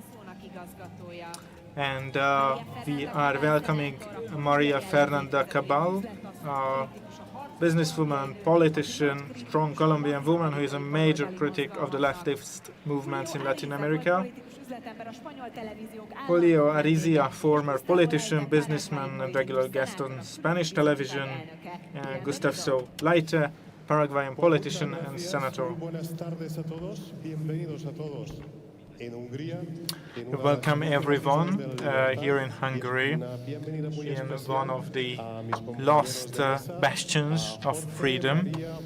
I would like to welcome all the panel members here, and congratulations, because you are playing a major role in a key event here on the third CPAC in Hungary, because there were lots of discussions and speeches delivered here, but this is going to be the first one in Spanish, which also reflects how much we would like to open to the Siberian words.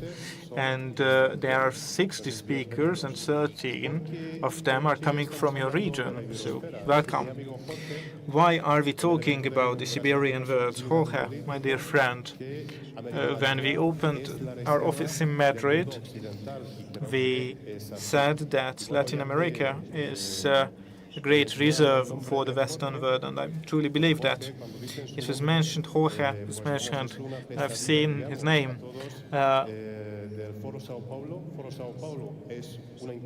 He is a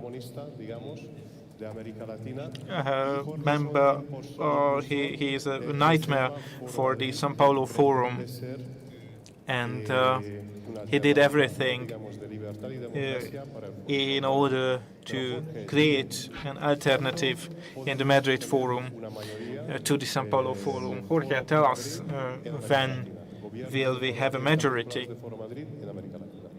in the Madrid Forum in Latin America? Hello everyone, thank you very much for inviting me. I'm really grateful for the opportunity. I'm grateful to CPAC for the invitation, especially thank you Vojk, who were always raising your voice for the Hispanic issues. It's great to be here in this beautiful city. Well, I'm definitely not someone who sees the future. I believe in God. and I don't know when the situation will get better, but we are getting closer and closer, definitely, with Javier Milei in position, or José Antonio Cast.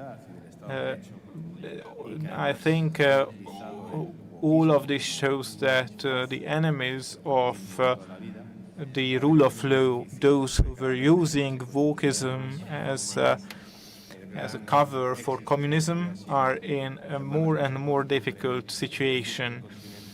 The Madrid Forum is gaining momentum as well, and I think whole this very American continent, we see this all this pain, all these tears due to post-communist drug trafficking regimes are now getting more and more isolated. I'm not quite sure when we will win, but I'm certain that we are in a better and better position.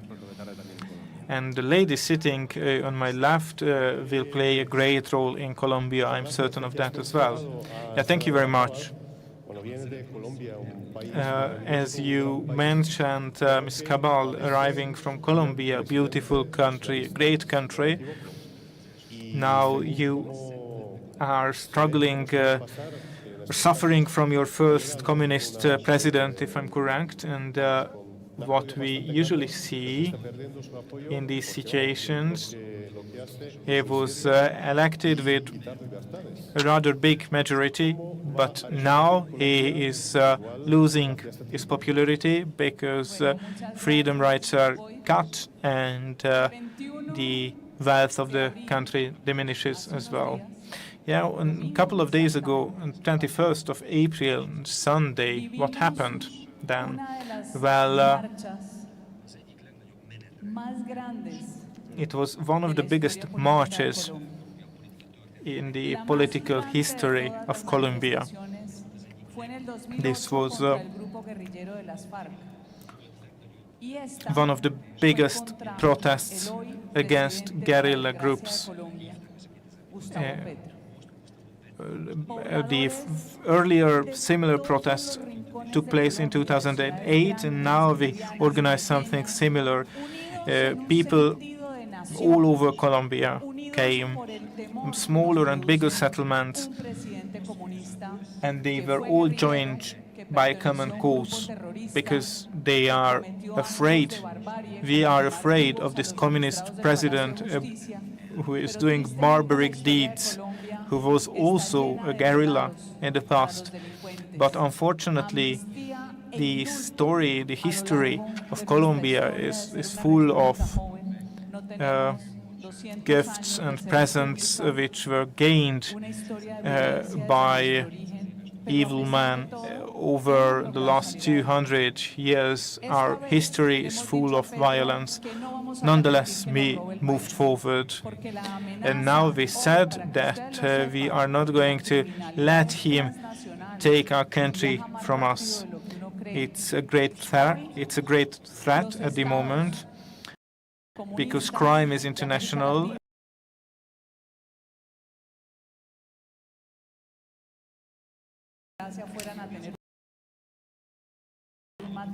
We would have thought that Iran, as an Islamist country, and communism is an atheist, but still they created an alliance. And this is a huge challenge for our country. Either we join forces or we lose our freedom. And that is why it's very important to be clear about the situation and to know that we are not letting our freedom rights to be destroyed and taken away from us. Us politicians should join forces. Yeah, that's quite clear. But when it comes to young people, universities, Julio, you are heading a media group, and media in general plays a key role in communist, neo-Marxist, wokist ideology. Leftists,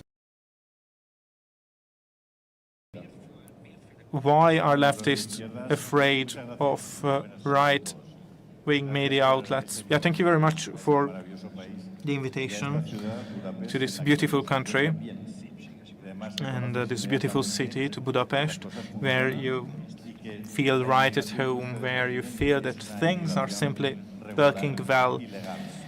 The migration coming here is regulated, legal migration, and you feel safe. It was mentioned that the human being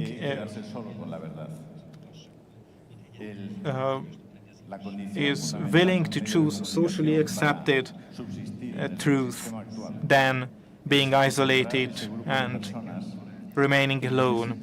And that's the only way a media outlet can survive.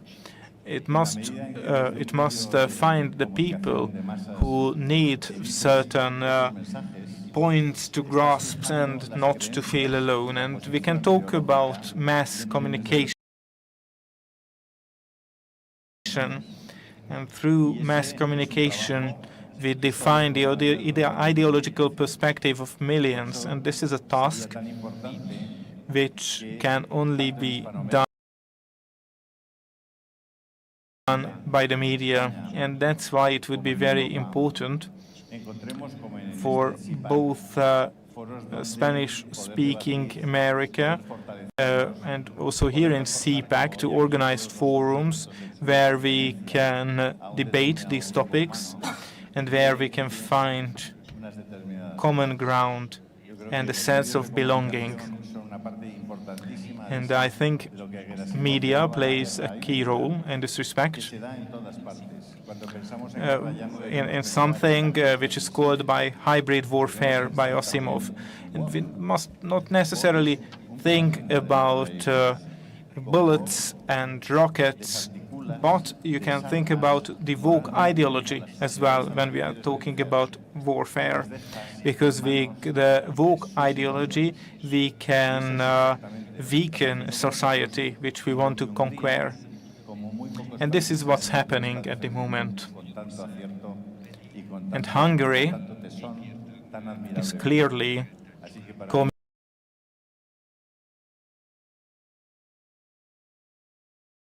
media, independent media, in order to, because it's very important to ensure free television, so most of the population can watch all the content that are important. Yeah, thank you very much. And let's turn towards Senator Leite from Paraguay, who said that the country felt alone for a long time because they felt that they are the only country in the region which is protecting homeland, which is standing up for values such as children and schools, as opposed to gender ideology. And there are a number of players who want to influence your country. For example, there is a US ambassador who would like to tell you what to do in your country. First of all, a warm welcome to everyone. Thank you very much for the invitation and for accepting us here, and so we can think together. And I think the EU and US ambassador helped us a lot to win our elections, but that's the past. And now we have to focus on the future. Paraguay is a conservative island, a Christian country with deep running traditions. And of course, NGOs are attacking us. who under the cover of cooperation are coming into the country, and they are attacking us, our constitution, which bans abortion, our constitution talking about marriage between man and woman, and the NGOs at the same time are working for our children, 7 or 8-year-old children, have the right to change their gender and sex if they identify in another manner.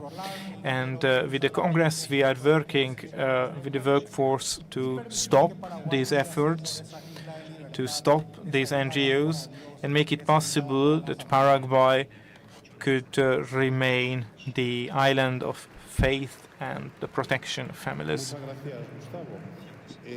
Thank you very much, Gustav. And if we take a look at Europe, one of the most woke countries is the Spanish government. And a couple of days ago, the Prime Minister was rather childish, and he acted like the far right actually threatened him related to the corruption case of his own wife. Jorge, how do you see this situation? He said that Monday he will say whether he will step down or not. Do you think that on Monday we will have one less woke president in Europe? Well, the only way to have one less woke president in Europe is Santiago Abascal could form a government in Spain, because in Spain all political forces are wokist forces. It all depends on, the extent of this ideology. They accepted gender ideology, but it was accepted by the socialists, and now PP, the People's Party, also accepted it.